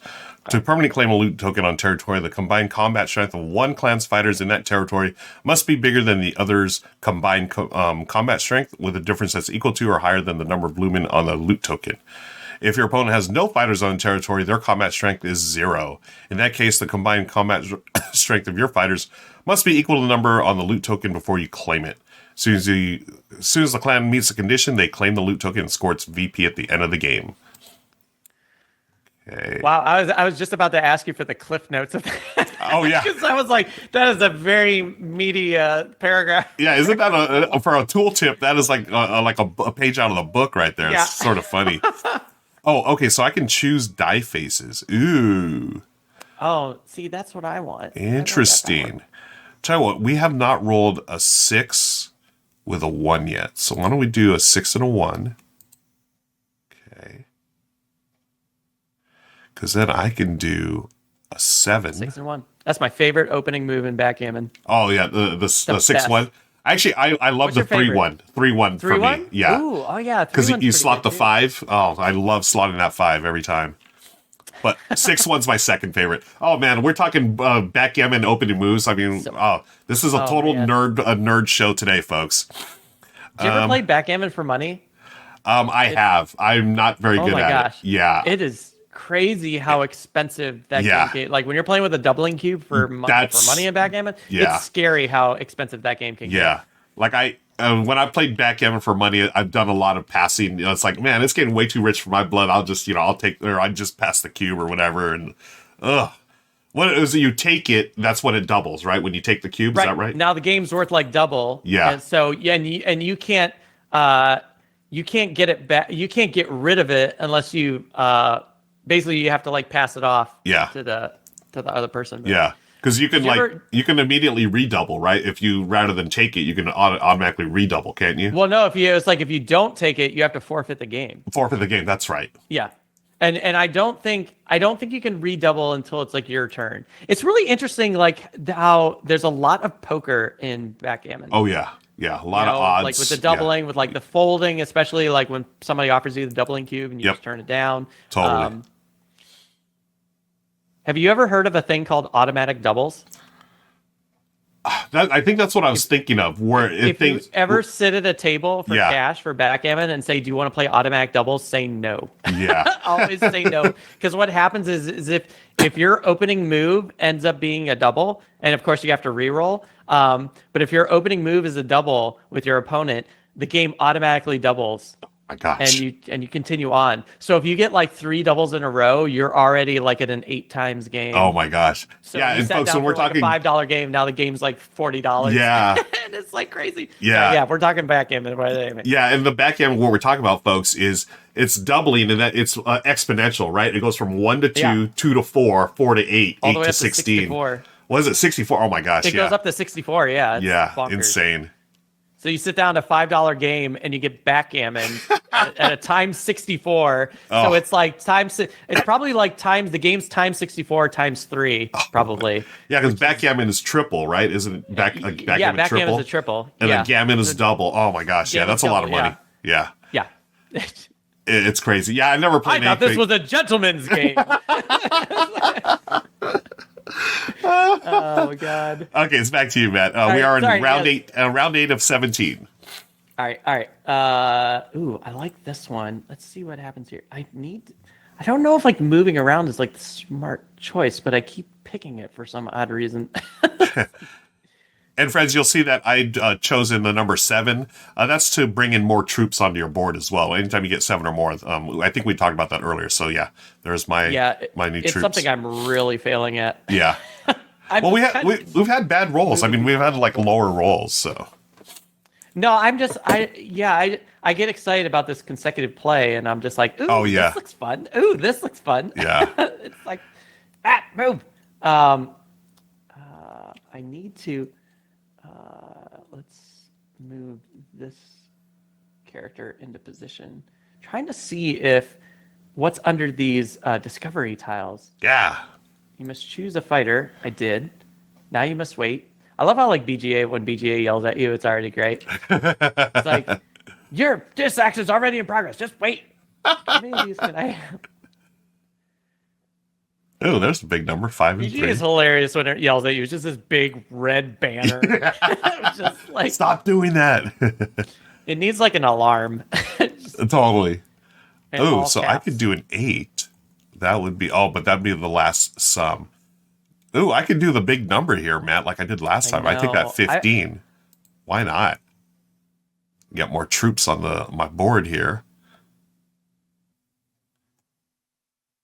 Yeah, some people in chat have talked about. I think TVivD was talking about how it's slow in BJ's been slow for them as well. So yeah, we hear you, folks. It's not just us, not just you. It's all of BGA. So I'm putting a 15 out here so I can bring on another thing here. So confirm that. And sending move to the server. So in any second now, I'm going to get a... why didn't I get a new troop? Did I not? It's the server. Is it the server? Ooh. Oh, no, I see it. No, I marked an X. When I marked the other X, that's when they're going to get... Okay. Cool. I know I keep saying I need to be putting more troops on the board, but it's so hard to do when you have these amazing, like an 8. I get to go back on this track. What did you say this game is from? Trek? Is it Trekken? What's it called? Trek 12. Trek 12. Yeah. It's a game I hear about a lot. I've never played it, but it looks really fun. I see it a lot play on Twitch too. Yeah, and it takes the very bit. So it has none of the combat, of course, of this. This whole map here that we're competing on, where there's nothing like that in the game. It's just you're just using your map, and it does the whole like you want consecutives or you want similars. So this is like the ramped up version of that game. Funny enough, though, so this one has 7 scenarios, A through whatever letter it is. Also, Trek 12 also has a solo campaign that you work through different scenarios with different rules and stuff. Oh, interesting. And you said this game is coming out, or it's not here yet? Yeah, I don't think it's. Let me check the BGG page while you work on your move here. I don't think it's available while in the the servers US. work on my room. Yeah, yeah, it is. I don't think it's in the US yet. I don't. Yeah, let me see. Lumen board game shopping. It is not available in any US store. I don't even see it. Yeah. Let's go to the BGG page, see what they say about it while you choose a fighter to move or activate. No, there's no official link. I see it on the Geek Market. A French edition is being sold for 39 euros through the Geek Market. There is no news. It just says now on BGA. Okay. Huh. Okay, so it's back to me. I can do, let's see, I can do a 12. Wow, Ruel, you did like such a great job with these like little squigglies on my board, because now it's just like you just kind of put me like right at a dead stop. Yeah, I've 9, 8, and 7. It's like, all right. I'm sorry to tell you, Matt, this is not a gentleman's game. Is that should be our new thing now? Yeah, That's gonna totally. be our new thing every time we board game together. Every time we hose each other, I thought this was a gentleman's game. Oh, okay. So I've taken my turn, and I brought another troop out here. Oh man, the Metamorph. I got the 7 too. I got to get these troops on the board, but it's so I want to play these. What do you have? You have these 1, 2, 3. 7s. It's like because I can go up on the track again. It's so tempting, but I also want to do something with these little shroomlings, and it's like choices. Yeah. Let's see. I can do a duplicate, so that's cool. Oh man. All right, we're gonna do. This is a bad idea, Matt. This is a bad idea. Oh wow, you've used all the products already. Okay, interesting. I know. Yeah, it's crazy. Interesting. All right. Okay. Yeah, this is a bad idea. I need to get more troops on the board. Yep. Or else it's gonna be really bad for me. As much as I really wanted that 7. But I guess 7's like the most commonly number rolled, right? So yeah, which is funny because I don't think we've rolled that many. Yeah, it's kind of weird. Yeah, from all your years of backgammon. Can't stop. Yeah. No, my defeats from Can't Stop. Oh, Can't Stop. in our last epic tournament game. Yeah, that was fun. I like that. That was really good. Yeah. Did you know what I was doing while the rest of that tournament was happening? No, what were you doing? I was constantly. I played Can't Stop for constantly through the rest of that tournament. After, did you really? Yeah. After that, I just all I was doing was just playing that for the rest of the tournament and just watching and playing at the same time. And I ended up I won 18 matches out of 12. Whoa. and I was like so mad. I was like, I could have done better. Oh my gosh.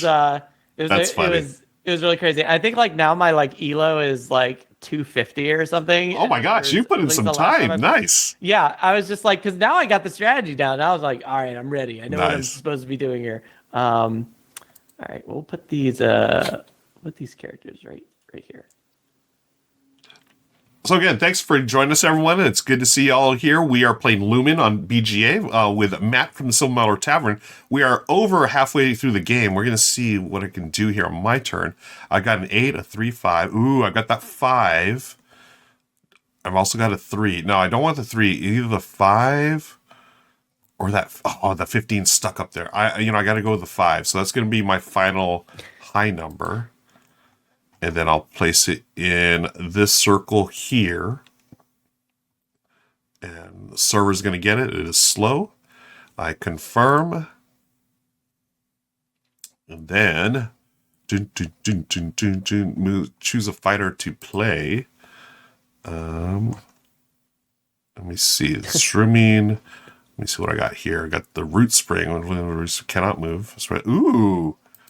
I'm going to bring this game is about the evil corporation and Severance. Is this?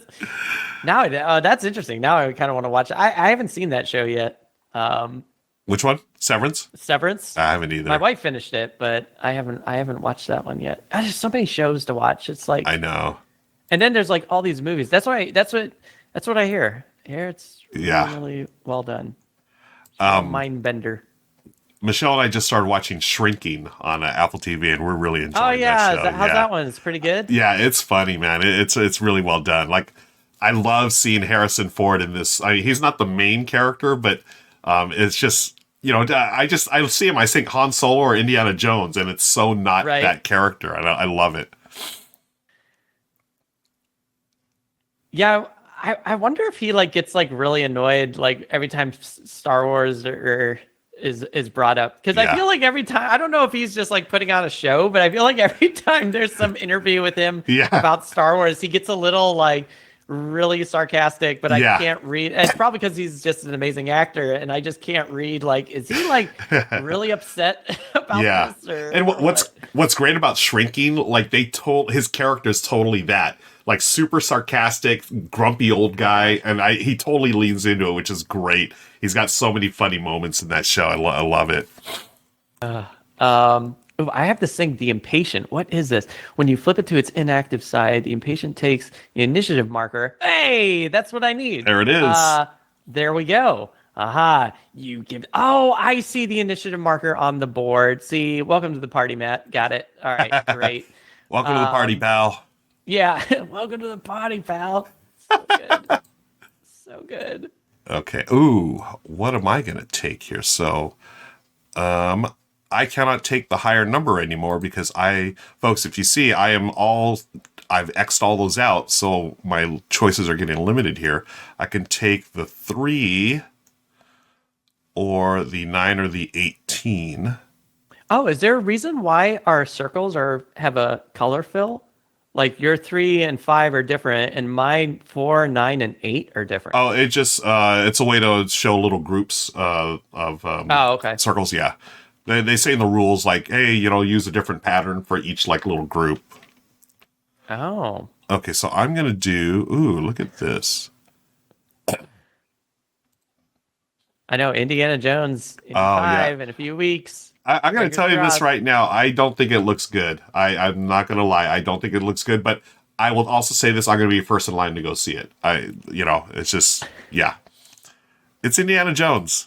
I mean, it has 2 very strong actors in it. So true. So like the 2 leads are very strong, obviously. Yeah. So hopefully Agreed. that's going to be helpful. I have to like rewatch Crystal Skull because I've only seen Crystal Skull in the theater, and I was like, not too impressed with it, but it was terrible. Especially when you try and compare it to like Last Crusade and Raiders, it's like it seemed more on like the lines of Temple of Doom, but like a little sillier. Yeah, I couldn't like I'm one of the few that actually. Well, no, Temple of Doom was the weakest of the 3, but I like Temple of Doom a lot better than Crystal Skull. Crystal Skull was just I don't know, man.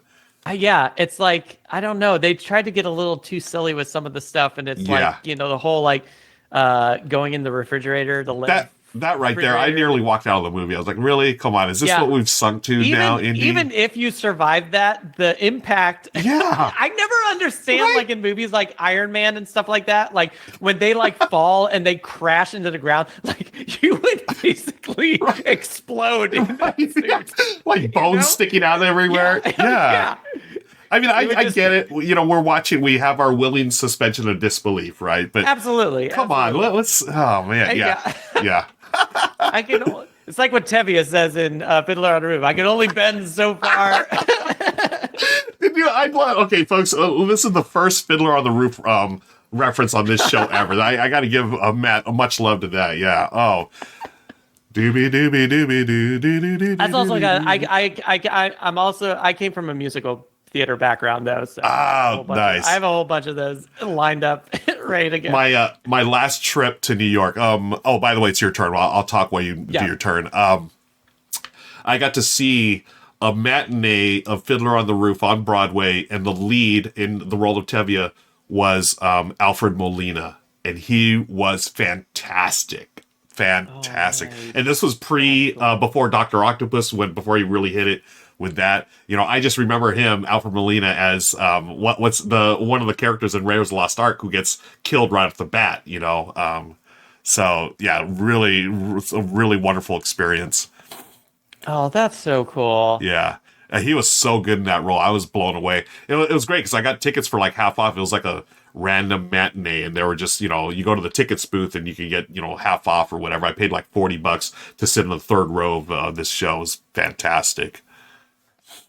Yeah, that's such a great show, especially with the bottle dance. Yeah. I don't know how they could do that. Yeah. That thing would fall off my head in seriously, like a second. Just magic. Yeah. Yeah. Eve Little's got If I Was a Rich Man. Yeah, if I were a rich man. Do do do be do do be do be do do be do. I want to show that. It's hard because I want to introduce my son to all these musicals, but it's like he can't sit through a lot of them. He'll definitely sit through the music, but it's hard to get him to. I mean, they're long, right? They're story. Yeah. Oh, especially those older ones or like the Sondheim shows. Oh my God, Into the Woods is like 3 hours. Oh my gosh. Yeah. It's basically 2 stories in both acts. All right, I'm gonna move this bird. I don't know if this is like a smart. So we're getting close to the end here, folks. Round 12 of 17. See who's going to come out on top here. Yeah, and I need to. Come on, serve. Yeah, you got a ton of troops on the map. I've not done a good job of getting troops up here, so I need to use the number 1. Yeah, we'll use the number 1. I love it. It's just Joe King's like, it's just a movie. I get it. A bad movie for me is, because we talked about this earlier about like, even if it's terrible, it's, as long as it has like good quality moments. Yep. There's only been like 3 moments where I've actually like truly like hated a film, and usually you can tell if I really don't like a film. If I fall asleep through a film, that's basically like, it wasn't connecting with me at all. And I've only fallen asleep through 2 movies in my life. One was the one where it's like the runaway train with Chris. Oh God, he played Kirk. Why Chris Pine? Blanking on his name. Chris Pine. Yeah. Chris Pine and was it Denzel? Was it Denzel Washington? Was it Denzel? Runaway. What? I thought it was Denzel. It wasn't Jamie Foxx. Was it Jamie Foxx? No, because I thought it was like after. It was like his next big movie after Training Day. I thought it was. It was Denzel. Yeah, I just looked it up. Because Jamie Foxx was too young for that role. Because like Denzel was more like this old, like retiring. Unstoppable. Yeah, I fell asleep through Unstoppable, and I fell asleep through Snow White and the Huntsman. And I don't know. And that was a weird one. But there's something just about like Kristen Stewart's like on screen. I don't know what it is, but every time I see her on screen, I get drowsy. And I'm sure she's like really good at her work and she's a really nice person. But there's something about it. Could just be like the direction that they're giving her, just to be like these like just like deadpan expressions or something. And I'm just like, every time I see them, I start to doze off, and I'm just like, I don't know what it is. But I mean, I haven't seen her most recent films, and I hear like she's a bit like she's hitting a lot more like action movies now. So, okay. So but a lot of her movies, it's always these like cameras and these like stares and these looks, and I'm just like, oh my gosh. Anyways, sorry. Okay, back to this game. People in chat are confirmed. Yeah, Unstoppable, Chris Pine with Denzel Washington. Thank you, friends. Yeah, I didn't see that one, and I'm usually pretty good about watching Denzel movies. He's my favorite actor. I love Denzel, but so great. I heard that one was not so good.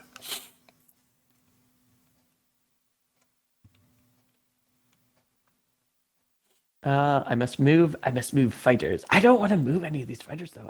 Unless I want to start like invade. It's really funny. This game has been very like we haven't been doing anything like really aggressive. We've been kind of like passive in this game. I feel like I don't know if because we're you know what it is, Matt. It's a gentleman's game. It is this is a gentleman's game. That's great. Oh, okay. Yeah. See, this is why you need to get these discovery tiles, because I just got a new track on my my board. You got those 7s. You got those 7+ hiding on the board here. So. Yeah. Okay. So, what do I want? I got to do a product because I'm running out of the other ones. So let's just drop an 18. I'm going to drop it over here like it's hot. And then that gives me confirm. Give me pulled out of the bag a new thing here. Ooh. I don't know what I'm gonna do with this, but I'm just gonna take this. I'm gonna take this 9. Okay. I just want to see what would happen if I fill out, because I said I wanted to fill this board completely. Oh, and you're like right behind me too. So this is. Oh yes, confirm. Yes. Whoa, that is a cool creature. The Weaver. What is this? Combat strength. You cannot move. What do I do? It just looks cool. I don't even know like all the creatures, the lumens that are in this. Yeah. Are these the lumens? These little creatures? Which ones? I think they're the ones on the board, right? Yes. See, I'm getting it confused because they're not called lumens. They're called lums in a game called Rayman, and they're like the little things that we're trying to strive for, like the little points we're trying to get. Yeah. I can do this. I get confused. Bring the assassin over here. Okay, and then I'm gonna play hypnotist. We're gonna inactive side, so I want to mess with you here. Okay, I'm gonna go here. Then I can move. I'm gonna move this one here to go here. And then can I act? Oh no, can I activate? No, I've got to move or activate. I cannot move and activate on the same round. Okay. What is this activation? This is my first movement, and it removes. Okay, yeah. And then is this one here? Activate, move over here, and then assassinate one of your characters. There it is. No, it's no longer a gentleman's game. I just assassinated one of your characters. What? No. First one of the game. Woo! Oh my gosh. You're supposed to say the line, Matt. Yes, I thought this was a gentleman's game. It just gets like angry and angrier. Yeah, sorry. I got really kind of distracted by this movie called Positive ID in chat. Oh, and okay. for some odd reason, this is gonna be so stupid. For some odd reason, I thought of driver's license. Or wait, what was that movie? License. Or no, it was like, what was that old Corey Feldman and oh yeah, or it was something like drive. Anyways, yeah, no, I know exactly what you're talking about. Yeah, no, it wasn't licensed. Was it Licensed to Drive? License to Drive sounds like it. Yeah. And for some odd reason, I connected Positive ID with License to Drive or something. And the movies are very, very different. License to Drive, yes, is nothing like that movie. Let's see. All right, where do I go put this 5? Yeah, ooh, see, you're up, now sir. I'm in a really rough. Your Mama spot Fed, now. thank you so much for the comment. First time chatter says this is so fun to watch. Not gonna lie, hey, we appreciate that, friend. Very kind of you to say. Okay, I've got 2 more moves. I can put either a 6 on board or a 1. I don't think it's gonna. Well, let's put that 6 out there so I can use the product, and we're gonna put it over here, and then that's gonna give me one of those. I just looked up the VHS cover for Positive ID, the one sheet for Positive ID. It's great. It's really bad. It looks really terrible. I need to see this thing now. Do you ever love how marketing for movies, like the older movies, and they have a one sheet of the film and it has nothing to do with the film? Oh yeah, right. You ever see a movie called Infernal Affairs? Yes. It has the most misleading American cover for any film. It's basically it has this female in this really crazy dress holding a gun, and she's not even in the movie. I know. I don't know where this gun is even. What scene is this? And it is it's crazy. They had to put that just to market it, to promote it, just to get American audiences to be like, oh, this movie looks interesting. It's what?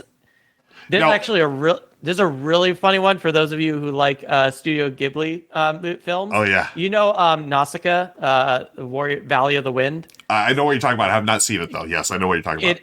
It has a really good cover for the VHS cover in the 80s or 90s. It's basically it has 4 characters that aren't in the movie, and there's this huge beast of a character. It's this giant 70 feet, 100 feet tall. He is on the cover, and then the exact same character is miniaturized on his shoulder. And it's like, what is happening? Oh, that's it's really funny. You should look up the VHS copy. And if you've seen the movie and you look at the VHS copy, you're gonna be like, what is happening? All right. Sorry. I'm no worries. We're coming down here, folks, to the end here. Yeah. Scott O'Brien, thank you for the comment. Yeah, movies need to stick to the roots for success. Indy was supposed to be set in the 40s. Crusaders, one of the best movies of all time. Then Crystal Skull comes and goes straight to Aliens. Yeah, that's what made National Treasure a good archaeology movie. It didn't do anything outlandish. Agreed. Okay, so now I've got to take the 0 here. And I can place interesting? I didn't know that this was a thing. So I tried to put the 2 next to the 3 to get another consecutive, but it looks like you can't chain off of numbers are already... It's already been used, yeah. I learned that over here as well. Yeah, you're right. I didn't realize that. Yeah. Okay, I was like, I thought we could be doing some Ticket to Ride stuff, sharing off of other routes. Like, nope. Yeah, definitely not Ticket to Ride, sir. I'm going to bring this one. This is a gentleman's game, Matt. Come on. This is a gentleman's game. That's right. Oh, man. I do like this assassin. This assassin's brutal. Do not bring that assassin in here. I just did, but I don't think I'm going to be able to activate it because this is the final round of the game. Yes! All right. I can put this thing. All right. I can't assassin anybody, but I can't move. How do I... Oh, this assassin. What can I do? I can't do anything in here. And if I move in there, I can't do anything. You know what? I totally forgot. We usually, before we start the game, we have a Royal Rumble, a Battle Royale with our friends in chat. But we'll do that afterwards, folks. After we're done with this game. We're almost out of time, too. So this is perfect. Yeah. Right. Cool. Let's see what happens here. I'm going to move this bird over here.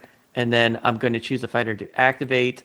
Where am I going? Let's just go here just for fun and see what was in. Here. A 5. Final scoring, folks. Final scoring. Woo!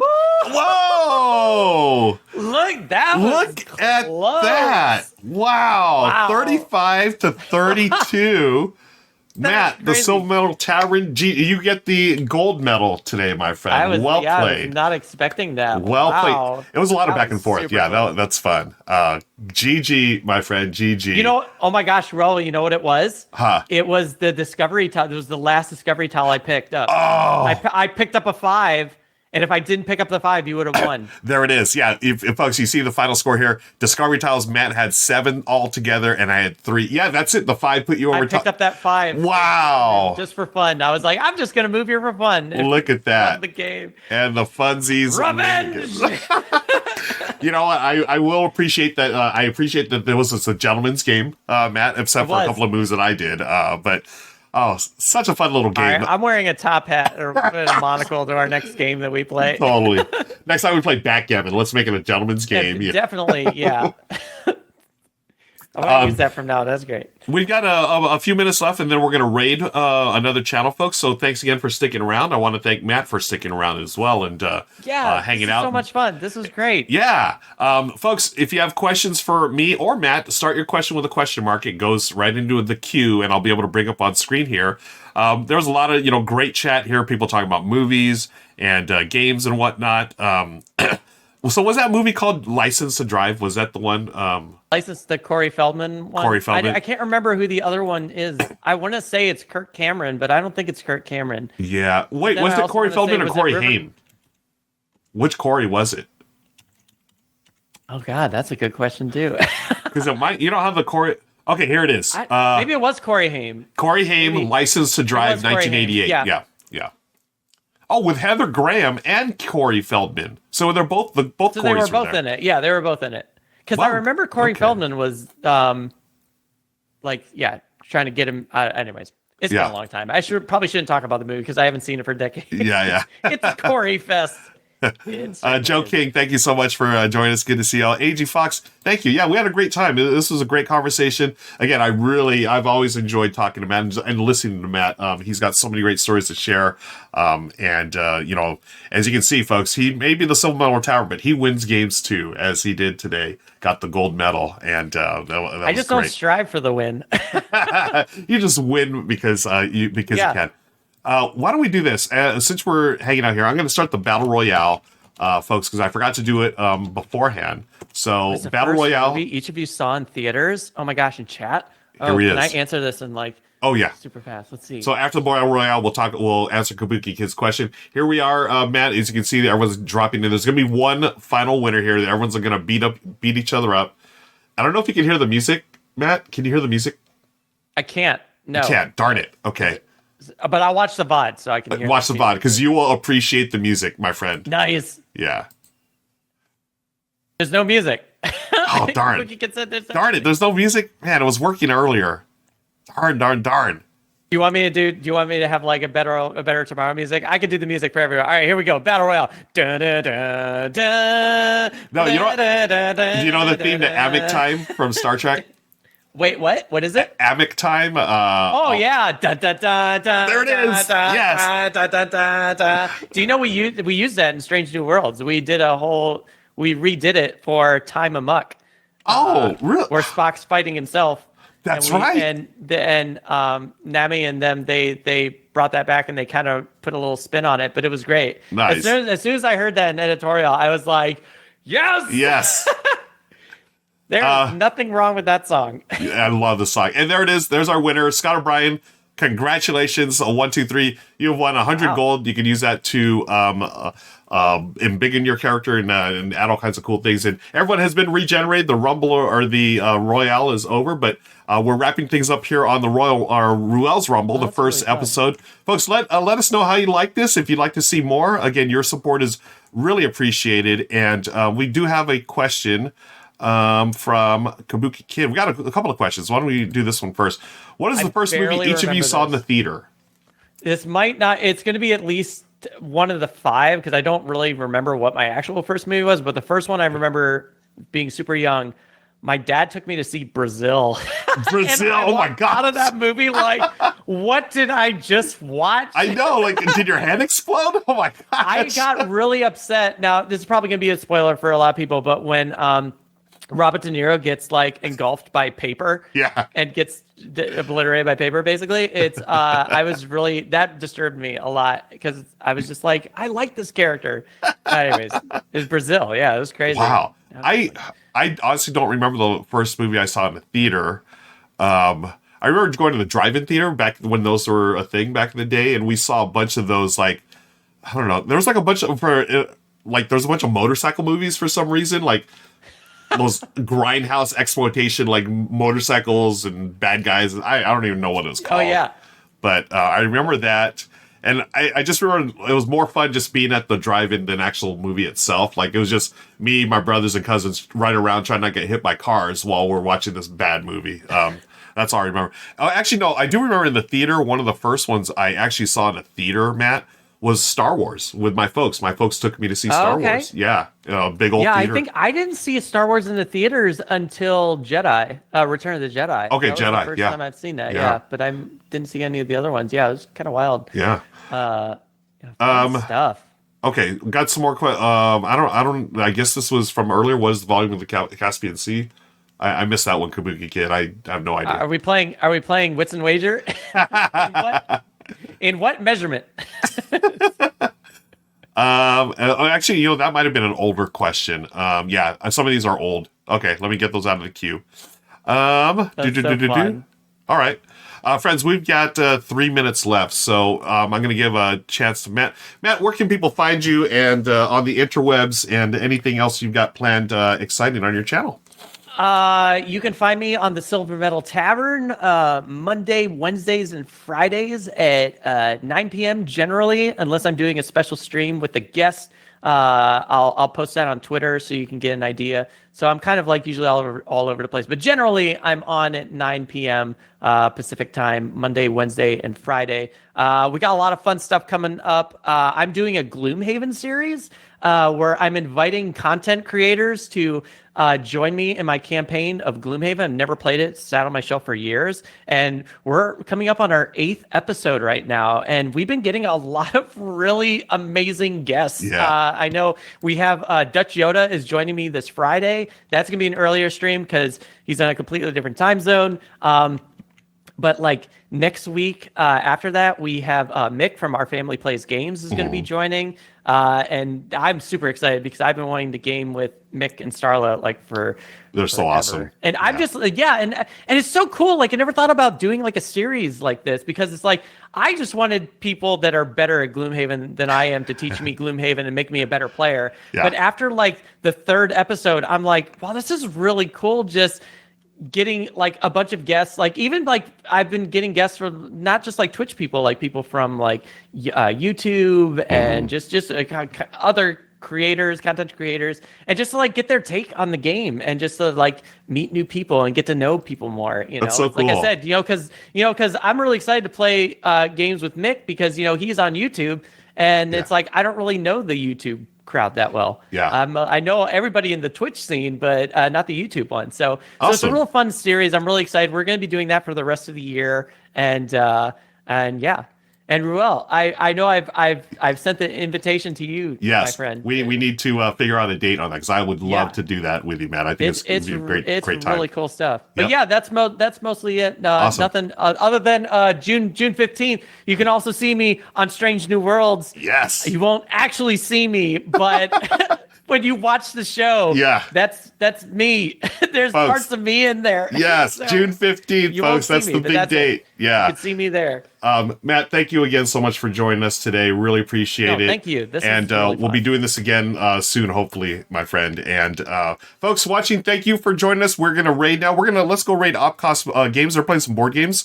Looks like James and his partner are doing some kind of murder mystery or something. So stick around for the raid, folks, because you get extra Rahdo points when you raid with us. And let me see. Let me send y'all over there right now. Let's see if it works.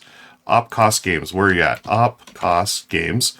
You got extra Rahdo points, which you can spend here and do all kinds of cool things. And let's see if we raided. Did we raid? Thanks for the stream. Thank you, Kabuki Kid. Folks, did we raid? No, thank you. And Ruel, thank you so much for bringing me on. And Richard, if you see this, thank you so much. Shout out to Richard. Yes. Yeah, for letting me be on your amazing show. Yeah, this is great. So cool. Okay, okay, everyone. Did we raid? I don't know. And we need to play Roll Camera. Yes. Together. Oh my! That's the game I really want to play with you, Matt. We have like such a love for that game. Yes. It's just I would love to play that game with him. Absolutely. Oh my god. And I feel very blessed that I got to game with Malachi Rempin. That was so cool to see on the stream. It was so fun having him on the stream. So awesome. Great. Okay, I believe we have completed the raid. So, friends, I'm gonna shut things down here, and we'll see you next time. Bye, everybody. Bye, everyone.